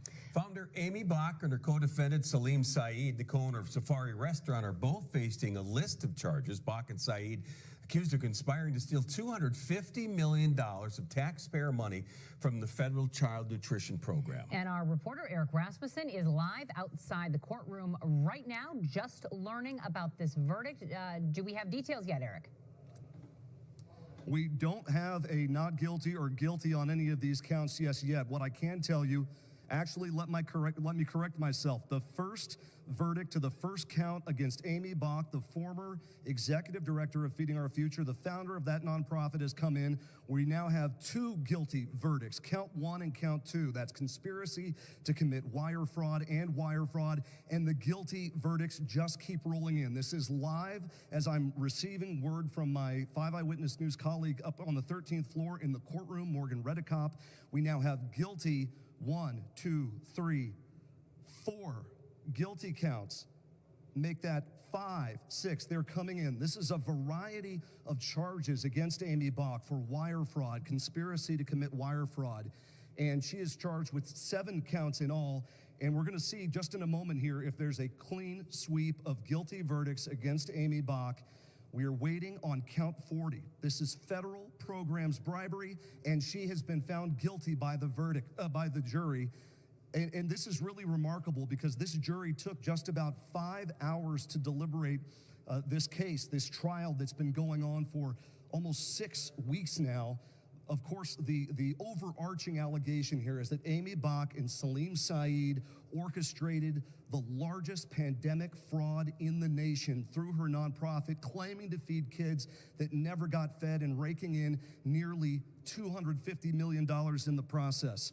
And we are now learning about Salim Saeed. You might remember he's the owner of the former Safari restaurant, sort of considered Amy Bach's right-hand man in this fraud that the government's alleging, and the guilty counts are coming fast and furious. Again, many counts here of wire fraud, often involving both him and Amy Bach. I'm counting 1, 2, 3, 4, 5 guilty verdicts now. Salim Saeed faces 21 different charges here. Many of them sound very similar. Federal programs, bribery, conspiracy, another guilty finding, another guilty verdict just rolling in here. And there are also a number of counts about how this money was spent by Salim Saeed, Amy Bach, and remember, there are about 68 others who were charged and indicted in this massive fraud investigation. We're now getting to the counts here of federal programs bribery. It's a very specific federal charge, a very serious one, that there was an exchange between these operators of food sites and members of Feeding Our Future, including Amy Bach, that there were kickbacks paid in order to participate in what became an extremely lucrative federal reimbursement program. And I'm just looking at these, again, live verdicts coming in up on the 13th floor here at the federal courthouse, guilty over and over and over again to federal programs bribery for Salim Saeed. If you're just joining us, the Feeding Our Future founder and former executive director, Amy Bach, convicted, guilty on all counts in this Feeding Our Future case. They are still taking their time going through the various counts. I mean, we can almost make a projection here that this is going to be guilty across the board. Just a few more counts being read right now live in the courtroom in front of Judge Nancy Brazel by this jury of men and women. We are just a few more counts to go, but again, the big headline here, the impact to all of this really to remember is we're talking about taxpayer dollars. This is federal money that was coming in to Minnesota from the federal government at the height of the pandemic. And in closing arguments yesterday, we heard prosecutors talk about all the people who stepped up during this time, first responders, doctors, nurses, essential workers who couldn't take time off. The prosecution really created this distinction between those people trying to do good and others who really took advantage of this crisis to make themselves rich, as plainly as the prosecutors put it. And it sounds like the jury was with the prosecution every step of the way. Amy Bach, guilty on all counts. And as I wait for one last verdict on Salim Saeed, this was money laundering. They used some of this money, millions of it, to buy a business property in Columbus, Ohio. We're waiting to see if he's guilty of that. And guilty. We now have a clean sweep of guilty verdicts against Amy Bach and Salim Saeed. The prosecution really portrayed them as at the very top of this vast conspiracy that lasted the better part of 2 years in 2020 and 2021. So we're going to continue processing this. I could tell you Amy Bach's attorney, when I spoke to him as recently as yesterday, was calm, was confident that his client would be found not guilty. That clearly is not how the jury saw it. And they spent remarkably little time coming to this conclusion, considering we're talking about 21 different counts. Really incredible what we're seeing here live Eric, at the federal courthouse. It is incredible. You've been in that federal courthouse. You've been covering this for us every step of the way, and in fact, even leading up to this, as some of the other defendants have been involved. Amy Bach and her attorneys had claimed that it was the people under her who were responsible for any fraud that may have happened. They tried to say she had no responsibility. Clearly, that did not resonate with the jury today. It clearly didn't, Leah. And, you know, there were moments when you cover a long trial like this that really stick out. But key pieces of evidence are these things they call the meal counts. This is when sites would say, hey, here's how many meals we serve to kids today. And they had to do that every week for every day of the week. And when those meal counts were being emailed to Amy Bach that said, we fed 5,999 kids Monday, Tuesday, Wednesday, Thursday, 7 days a week, every week, holidays, nobody was sick, everybody was coming in. It just, the prosecution said, was not believable. And the jury, I mean, my goodness, clearly saw it that way. Eric, you have been covering both the trials now, and let's recap. Originally, 70 people were charged, 2 were acquitted, but we now have 7 guilty verdicts and 35 guilty pleas. What's next in this federal case? I was just checking today. There are a few more defendants who ostensibly have trial here at the federal courthouse in Minneapolis coming up next month. So we don't have long to catch our breath before this case gets brought back up again. However, I would give some context here that even in this case against Amy Bach and Salim Saeed, where this clean sweep of guilty verdicts just came down minutes ago, they had two other co-defendants who at the 11th hour also took guilty pleas to avoid this trial, and of course they're hoping for a lighter sentence for doing that. Also in this trial, we had 5 witnesses who had already taken guilty pleas come in and testify for the prosecution, talking about their role in the fraud and pointing directly at Amy Bach and Salim Saeed, saying they knew exactly what was going on.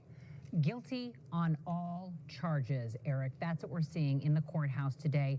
Sentencing will happen at a later date, but Saeed and Bach both looking at prison terms.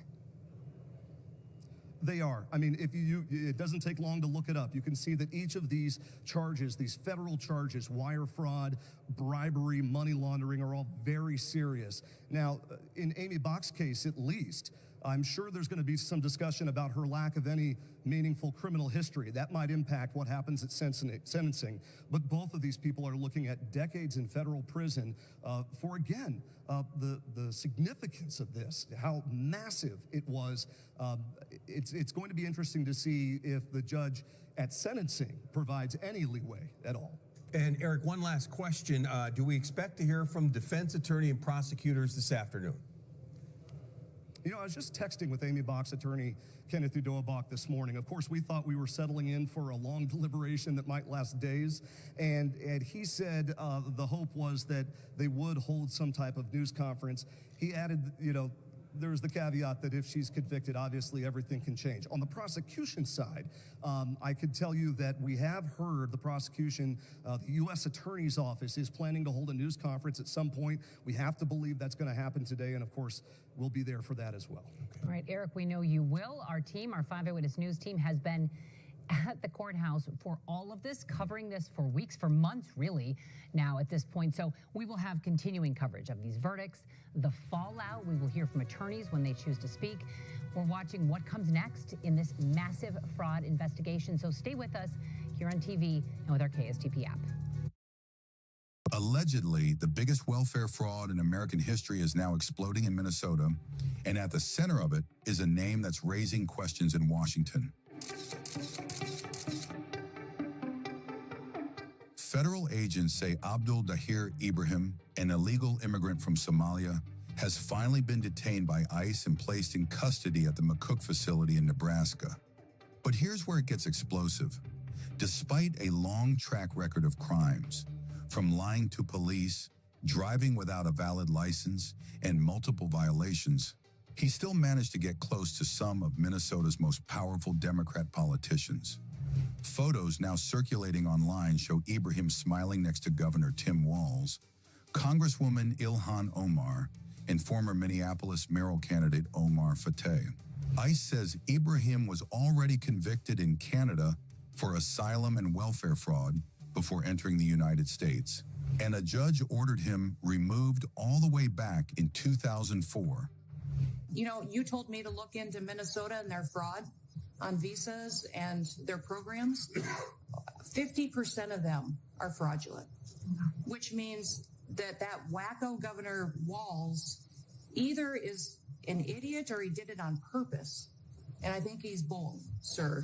He brought people in there illegally that never should have been in this country, said they were somebody that they're not. They said they were married to somebody who was their brother or somebody else.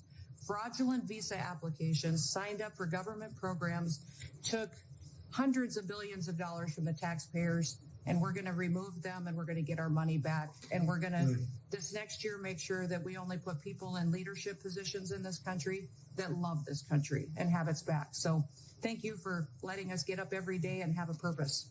We appreciate you. Thanks, Chris. Appreciate it. And now Minnesota is facing what some officials are calling the biggest theft of taxpayer dollars in U.S. history.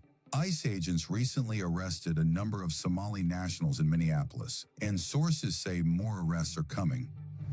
The mayor of Minneapolis, Jacob Frey, is saying that he's actually proud to have the largest Somali community in the country, and his police chief. Well, then he's a fool. Well, his police chief is also I saying. wouldn't be proud to have the largest Somalian. Look at their nation. Look how bad their nation is. It's not even a nation. It's just people walking around killing each other. Look, these Somalians have taken billions of dollars out of our country. They've taken billions and billions of dollars.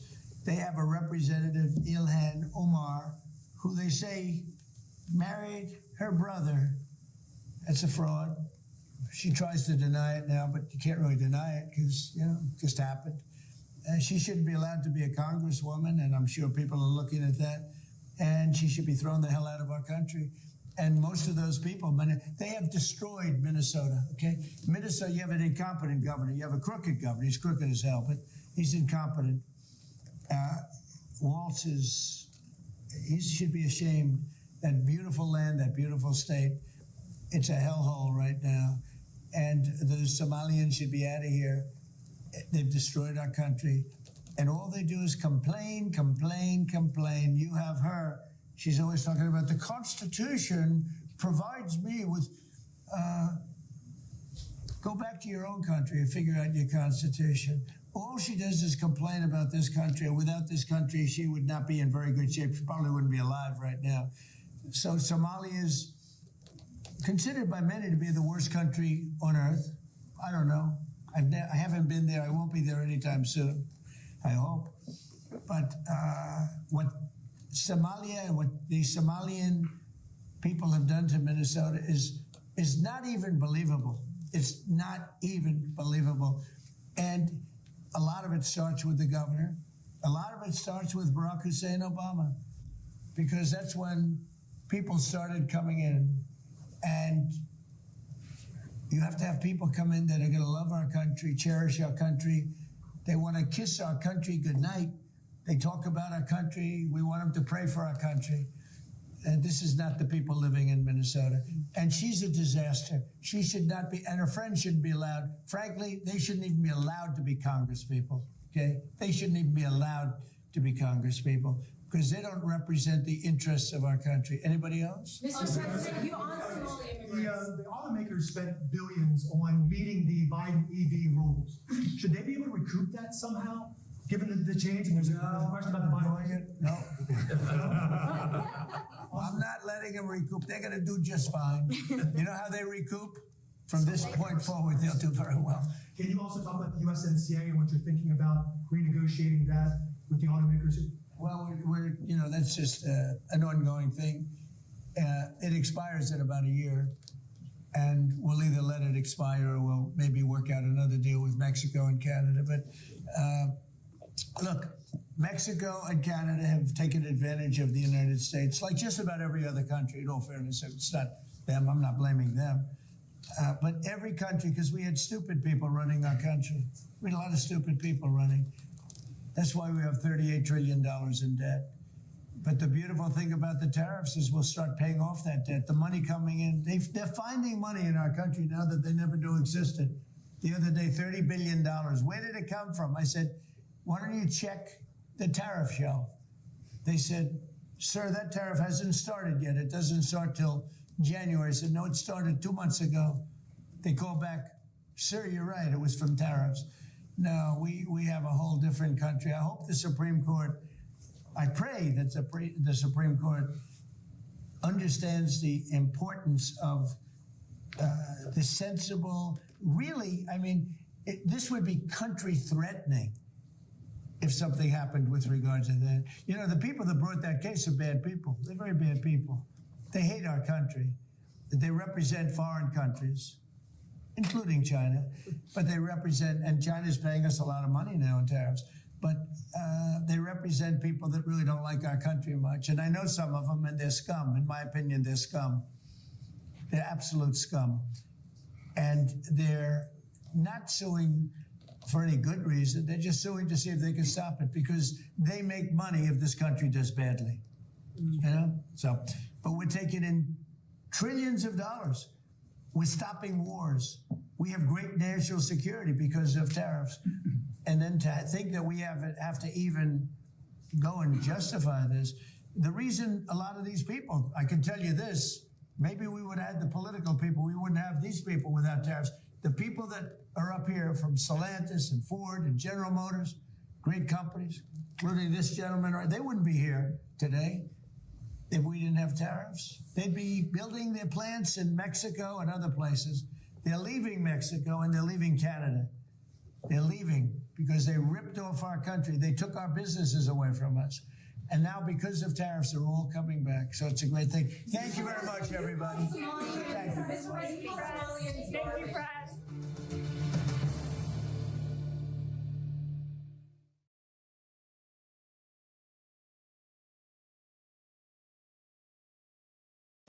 She introduced the Meals Act, the 2020 Meals Act, loosened oversight, enabled more than $250 million of fraudulent payouts, yet she says no idea of any wrongdoing. I just hope there's a text chain, emails, some evidence linking Walls and her to knowledge, because you never, legally speaking, if they knew that something was happening, you've got to prove it. If they can say, I didn't know about it, and you can't prove it, they can get away with that. But even more than the legal aspect of this, I think about the voters in Minnesota. You've got to look at this and say, enough is enough already. But, you know, Brian, I'll kick it to you because you're from Minnesota. I wonder how these kinds of leaders have gotten in their positions in the first place. I don't think your voter base is going to kick them out of office, which is just, I mean, it's atrocious. It's shocking to me, but the voter has power here, and if they do nothing about it, then it's on them. Well, it's that voter power thing. Yeah, like around Minneapolis and St. Paul and the suburbs, I don't know, they always go for these guys. They go for Walls, and Omar's a smaller district that's voting for her, but it is voter power. And what's interesting, and I don't know where this is going to go, but one thing you should know is in Minnesota, people have been documenting all of this and digging into this far longer than we've been talking about it at the national level, and there's some really good work there. Omar, just to name one guy, so there's a guy named Guhad Hashi Saeed who was convicted in August of running a fake food site called Advanced Youth Athletic Development. Okay, whatever that was, definitely didn't serve food.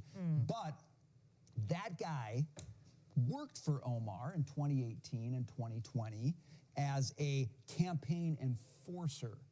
So he made sure that folks in the Somali community in Minneapolis voted and voted for her. Okay, that's the kind of people she consorted with. So what I would say is it's wintertime. There's ice in the lakes in Minnesota. It's very thin right now. When you get out on a thin ice, you might fall in. I think Omar's on very, very thin ice right now. And the more people dig into this, the more they're going to find she was not. This isn't just because programs were set up quickly. No. Sorry. She knows the people who knew exactly how to crack the But let's say that they were set up quickly. The spending, they were, but that's not the problem. That's the main problem. But the spending stats are clear. I don't need an email to know that it went from one number to exponentially another number every single year, compounding over and over again. And we had somebody on the other night that was a Republican state senator, and he wanted to put the blame on everybody else. And I would say, your blame's on you too. We argued with people and we told them what was happening. This is where a whistleblower has to come in and say, here are the stats, here are the numbers. I don't need any proof. The math is the math. I think people get frustrated because I can't figure out the why. Sure, this person, all these people, Democrats in Minnesota, you included, Brian, hate capitalism, right? And so they just want to perpetuate fraud because they're not good stewards of money. There's no shareholder. You would vote, the taxpayer is the shareholder, but if the taxpayers are voting, they're not good stewards of money and they don't care. But what is the why? Just to perpetuate so that we can all be poor? Financial and then go illiteracy. Socialism? But why? What is the argument against being a good steward of money? I don't see The it lack that of way. knowledge of how to do it. I don't don't see it that way at all. I see them as thieves. Yeah, it's and thievery. it's just straight out. I want to line my pockets, and I want to go down the socialism route and take it away from you because, again, I want this elite. I want to be part of this elite dominating class that controls things. And ILHAN Omar brought all of these people, or allowed for, let me say, created a situation that allowed for them to swarm into Minnesota. And she is all about, you know, you're one of me. I want you to thrive, whether and so that I don't care about tax. I don't care about fraud. But can I tell you what? Yes. So like the voters, all these suburbs around the cities, these people who are not Somali in that community and voted for this stuff, one, they didn't know a ton about it. But two, when they found out about it, do you know what Tim Walz and ILHAN Omar and anybody who they might have asked about it would have said? You're a racist. Yep. You're a racist because you're blaming this on Somalis. And in 2020, 2021, and 2022, Minnesota, the home of the whole George Floyd debacle, that had a lot of currency. Exactly. So that's one of the reasons it's taken so long for this to come out. If you are accountable for taxpayer money, if you demand accountability, you're a bigot and a racist, according to these people. So let's reverse that. They're saying that embracing thievery, fomenting it, and recklessness is noble? No, it's not. And the American people are not idiots. This ends, they get into this job, they run for office because it's a grift. It's a grift for all the people. It is a con for all the people who got them elected and enriched them. And the risk of taking it away is the risk of losing your seat. So it's gone. This is a reckoning for all of these lying liberal grifters. We've hit $38 trillion in debt. You don't get any more money. No more crying hard times. And like the more that these media outlets, the regime media, write about the poor Somali community. State comptrollers. They came into this country. We brought them into this country, and these individuals stole from us. All of them who were behind this will rue the day. All of them. And make no mistake also, there was some reporting recently about ILHAN Omar's own net worth. I mean, it's not like she hasn't been enriched in certain ways as well. I'm not necessarily saying from the fraudulence, but that position of power hasn't been, let's say, it's been very lucrative for her. Sure has. You can't even marry your first cousin where I come from.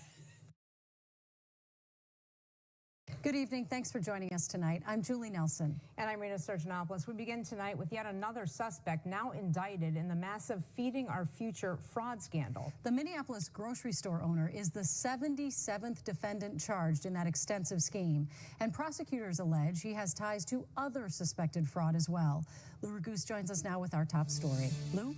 Julie and Rena, 45-year-old Usman Kamara owns Kay's Dollar Grocery and Deli, also known as Kay's African Market, on Broadway in North Minneapolis. According to the indictment, the USDA disqualified him from participating in SNAP 10 years ago because of suspected fraud. And now he's charged in the largest pandemic fraud case in the nation. Mr. Kamara, do you have any comment? No, sir. Usman Kamara is the 77th person charged in the massive $300 million Feeding Our Future fraud case. According to the indictment, during the COVID-19 pandemic, Kamara claimed to serve more than 300,000 meals to children out of his small grocery store in North Minneapolis. Federal prosecutors say Kay's Dollar Grocery and Deli, also called Kay's African Market, had already been disqualified from participating in SNAP because of suspected fraud. Now, a grand jury indictment charges him with stealing about $1 million meant to feed hungry children. The owner is also charged with wire fraud for allegedly using more than $200,000 of the fraud money to buy the building where his store is located. If I own this building and I want to be here for the next 20, 30 years, nobody can kick me out. It's mine. NPR News interviewed Kamara in 2020 after he defended his store from rioters after the murder of George Floyd. Now, since he allegedly purchased the building with fraud money, the indictment says it's subject to forfeiture, so the feds can recoup some of the funds. However, past cases have indicated that other money referenced in the indictment, including a $90,000 wire transfer to Hong Kong, alleged bribes paid to a Feeding Our Future employee, and funds spent to pay off Kamara's credit cards, is likely gone. So the Feeding Our Future worker who Kamara allegedly paid $87,000 in bribes is charged, but that person fled to Somalia before the very first indictments came down. Of the 77 total defendants, 56 of them have been convicted so far. Julie. So I noticed you said 300 million in fraud now. We used to be saying 250 million, and now we have 77 defendants. Do you know when this ends, the number of defendants, dollar amount? Well, the U.S. Attorney's Office has not been definitive on that. We do know of specific people that are suspected of participating in the fraud who have not been charged yet. We don't know if they will be charged, but we do know that the U.S. Attorney's Office is also heavily looking into the autism fraud and the housing fraud. We expect more to happen with that very soon. All right. Thank you, Lou. Tonight, residents in Monticello are You heard it. That was Minnesota State Attorney General Keith Ellison saying he would not have done anything differently as Minnesota explodes at even more massive frauds. More than 8 billion estimated frauds now. Garrett Tenney is reporting that. House Oversight is now investigating both Ellison and Governor Tim Walz over this. This is a lot of money stolen from state programs, taxpayer money. Joining us now, American Majority CEO Ned Ryan. Ned, it's great to see you. So he wouldn't have done anything differently? What do you think? Of course he wouldn't have done anything differently, Liz. There are reports coming out of Minnesota that Ellison met with some of these fraudsters. And again, we'll see where the investigations go, but met with them and in return for campaign donations was encouraged to look the other way. So of course Keith Ellison's not going to say anything that he would do anything differently because he benefited from this. I think there are a lot of questions that need to be asked. ILHAN Omar passed the Meals Act in 2020, which brought about these free meals, and then promoted this entire program. We now hear from the New York Post today that of the 79 people that have been indicted on this $250 million free meal fraud, 60 of them live in her district.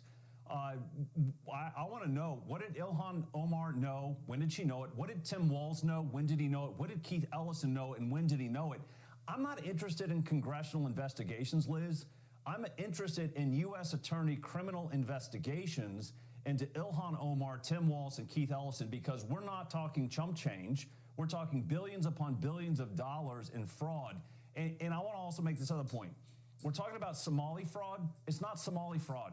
I think this is Democrat fraud, because I know that people had to have known years ago what was going on, and they looked the other way because, quite frankly, they benefited from it either politically or financially. Yeah, what was a quid pro quo? I mean, Tim Walz claims he was on the stick when the fraud started blowing up in 2019 and went on for 3 years, that Feeding Our Future fraud. The New York Post reports the Minnesota Democrats, A.G. Ellison, ILHAN Omar, took tens of thousands, $53,000 in campaign donations from fraudsters who stole the taxpayer cash meant to feed children in that $250 million fraud. So ICE just arrested a Somali illegal alien, Abdul Ibrahim, in Minnesota. Ned, he's already been convicted in Canada of asylum and welfare fraud. He's been pictured with ILHAN Omar and Tim Walz. So DOJ and criminal attorneys could dig easily into the records to see what the quid pro quo was. I want them to subpoena communications between Omar, Walz, and Ellison. Did they collude on this? The other question that came up for me, Liz, was did Kamala Harris's team come across this when they were supposedly vetting Walz? And if they didn't, they're morons. If they did they cover it up and cover over it and move on and not bring it up in regards to Tim Walz because of the damage that it might have brought and would have removed him from being her VP nominee. So I think there's a lot of questions about who knew what when, and where does this eventually go? Because let's remind people, in 2026, Tim Walz and Keith Ellison are both on the ballot for re-election. And I don't think we've even begun to get past scratching the surface on this massive amount of fraud.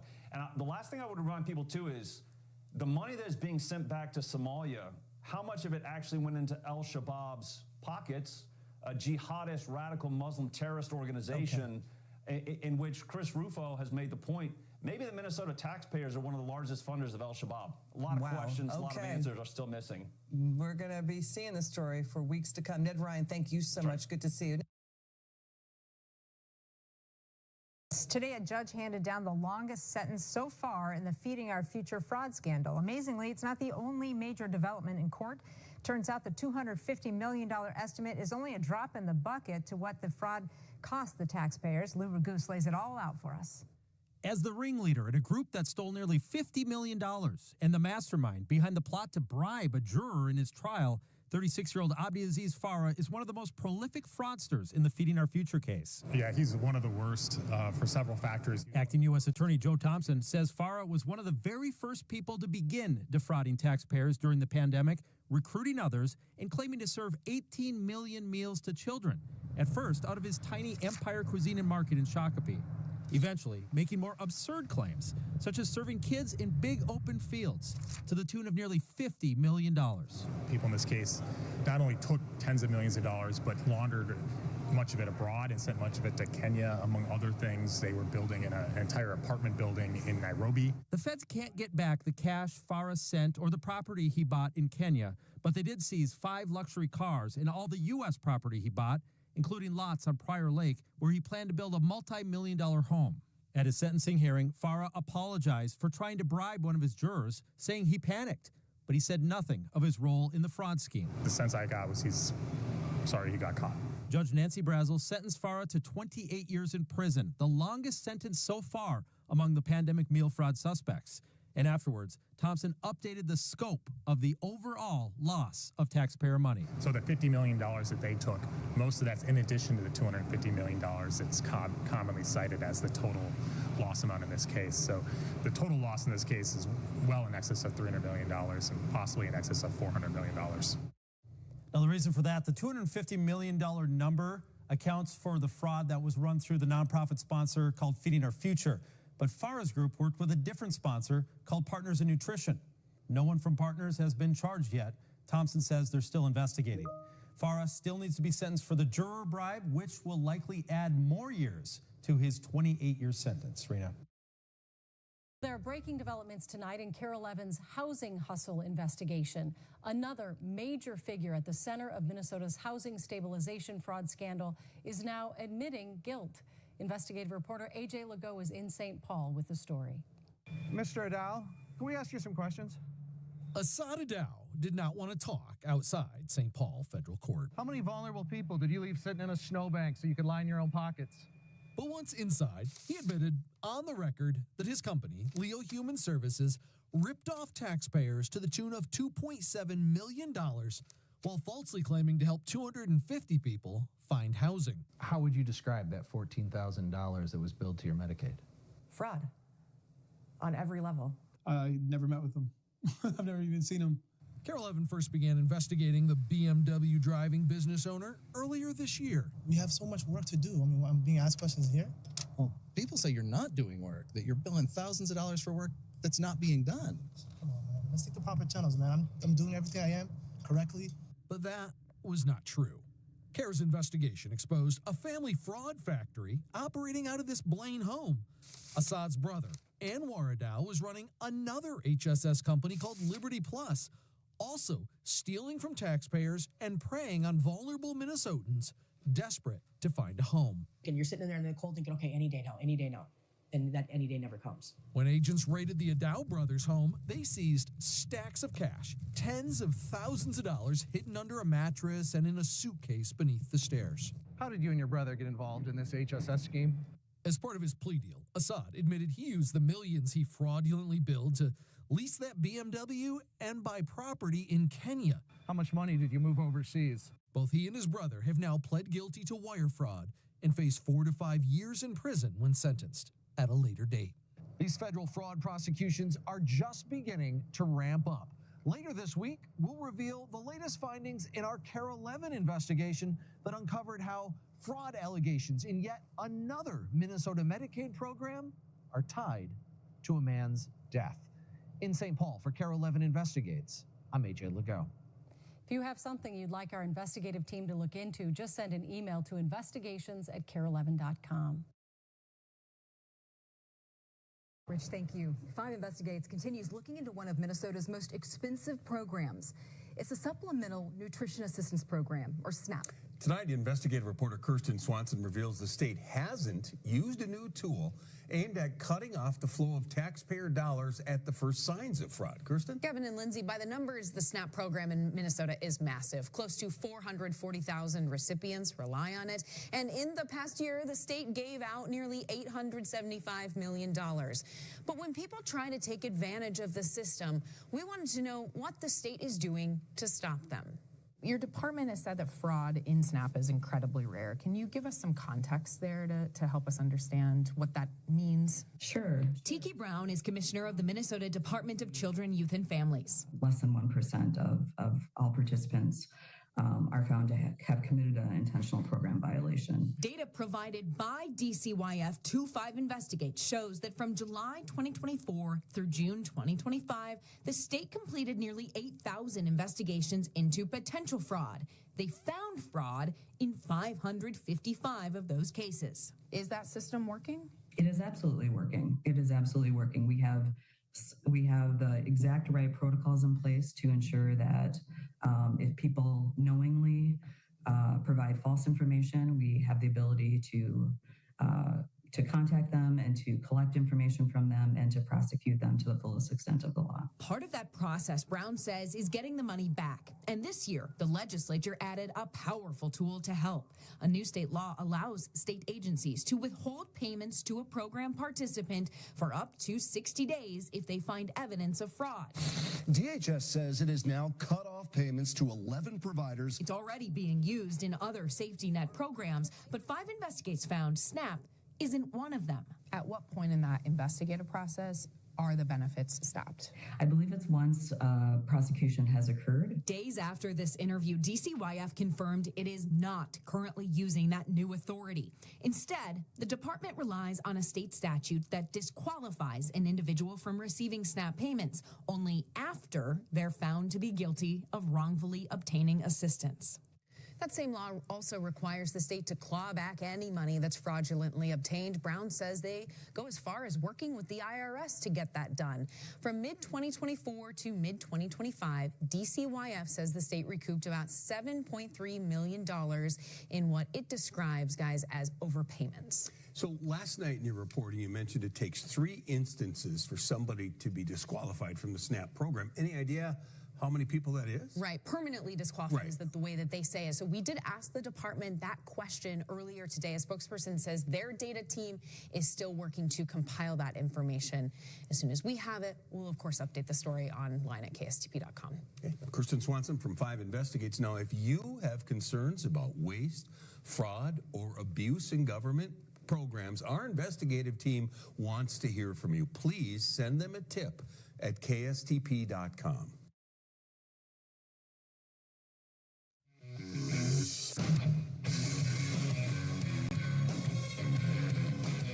Welcome back into American Agenda. Time for the breakdown. It was just announced yesterday by the U.S. Attorney in Minnesota that a man named Abdirashid Bixi Dul, age 36, was charged in a 7-count indictment with wire fraud and money laundering for his participation in the Feeding Our Future fraud scheme.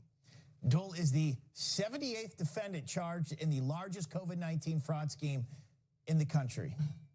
Okay, in case you didn't know, the Feeding Our Future fraud scheme refers to the Minnesota welfare program that was designed to feed hungry children. But as I just told you, at least 78 people have been arrested for ripping it off. The loss to taxpayers in Minnesota stands at about $250 million. A lot of money. It's a big problem in the state of Minnesota, ripping off welfare programs. And Feed the Future is just one of them. Up until October, the acting U.S. Attorney for Minnesota was Joe Thompson. He did an interview with a local news outlet there, and this is what he said. When current investigations are prosecuted and finished, the scope of fraud in Minnesota government programs could exceed $1 billion. Seems pretty egregious to me. So what's going on? Well, the publication City Journal came out with a big piece on this last week. Here's what they wrote. In many cases, the fraud has allegedly been perpetrated by members of Minnesota's sizable Somali community. Federal counterterrorism sources confirm that millions of dollars in stolen funds have been sent back to Somalia, where they ultimately landed in the hands of the terror group Al-Shabaab. As one confidential source put it, the largest funder of Al-Shabaab is now the Minnesota taxpayer.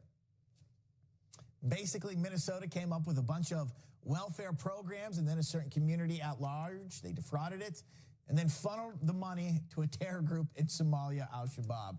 They also write this in City Journal, which I think sums up pretty well why this is happening.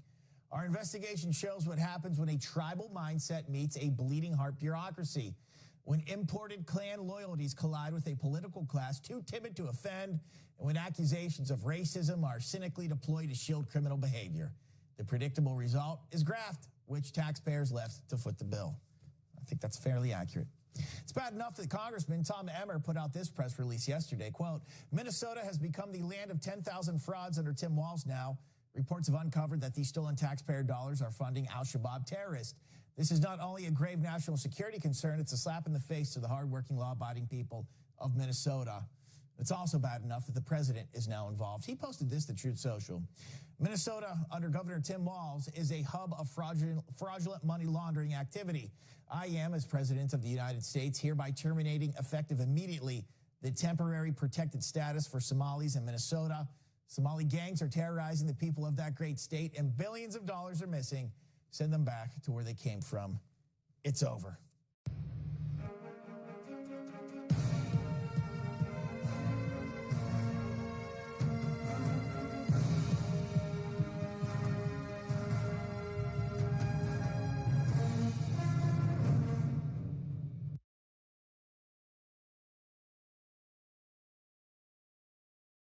A massive fraud scheme uncovered in Minnesota found money intended for social services has been allegedly siphoned indirectly into the pockets of the Somali terrorist group Al-Shabaab.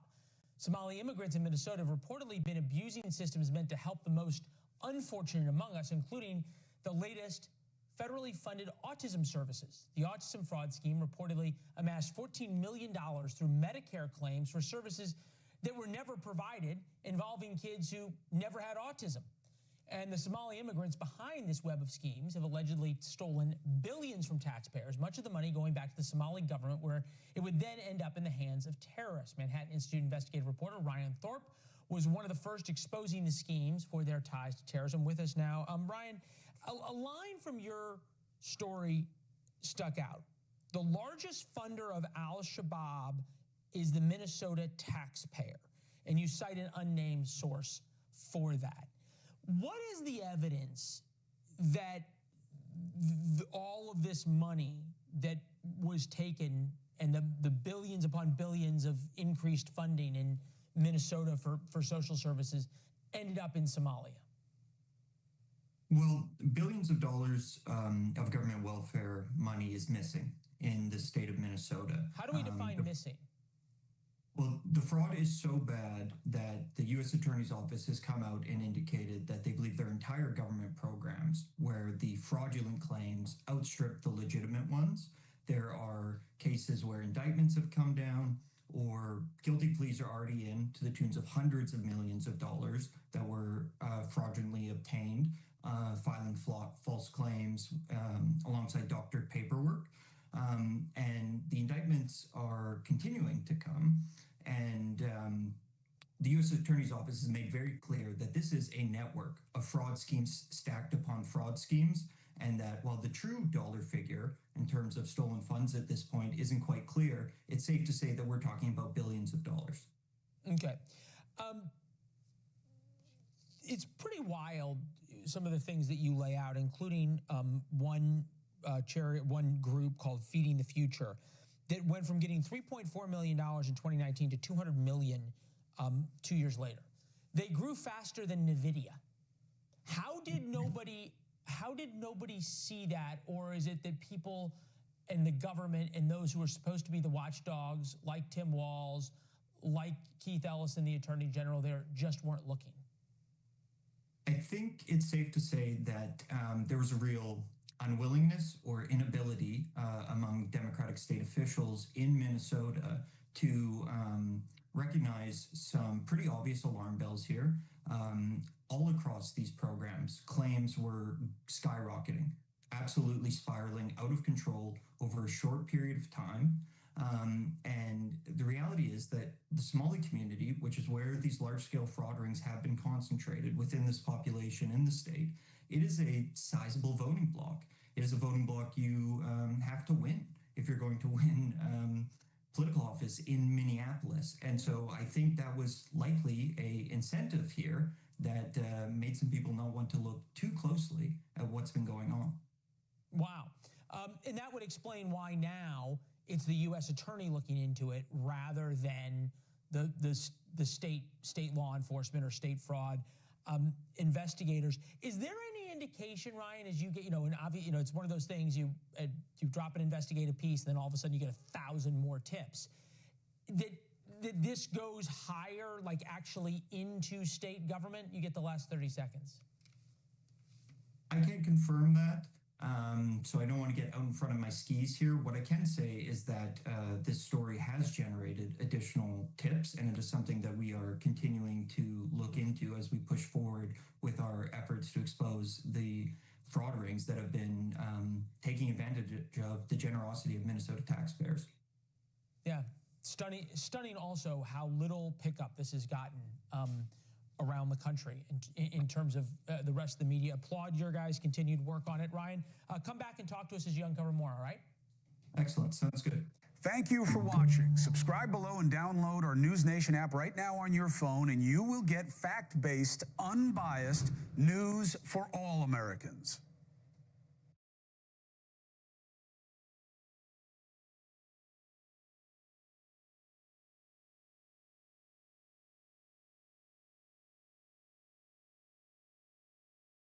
For too long, past American presidents supported self-destructive immigration policies that allowed foreigners who outright hate our country and have no interest in assimilating into our culture. They've allowed these individuals to flood peaceful American communities.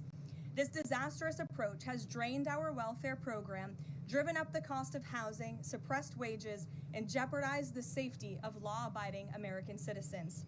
In fact, according to a new bombshell report from the New York Times, Somalian migrants in Minnesota have defrauded nearly $1 billion in taxpayer-funded benefits under Democrat Governor Walz's leadership. President Trump is putting an end to this dangerous America Last approach.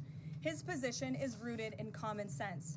In the wake of last week's atrocity, it is more important than ever to finish carrying out the president's mass deportation operation. America cannot allow millions upon millions of unvetted illegal aliens to be rewarded with amnesty after they broke our nation's laws to come here. They must go back to their home countries. It is also essential to immediately address the massive fraud and corruption that has been going on for decades in other aspects of our immigration system, most notably when it comes to asylum claims. Millions of people who have come here under false pretenses are told blatant lies now enjoy temporary legal status.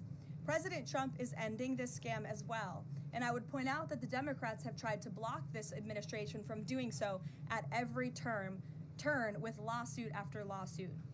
The hard truth is that even when it comes to our legal immigration system, past presidents have failed to ensure that all prospective citizens love America, will add value and contribute to our communities, and will assimilate into our culture.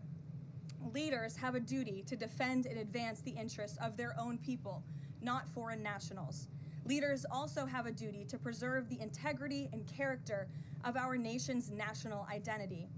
That is why President Trump is more committed than ever to fully restoring American sovereignty by keeping our borders secure, removing all illegal alien invaders, and rebuilding a legal immigration system that makes sense and benefits our country. President Trump has no higher responsibility than to defend our homeland and our people, and he will never waver in doing so.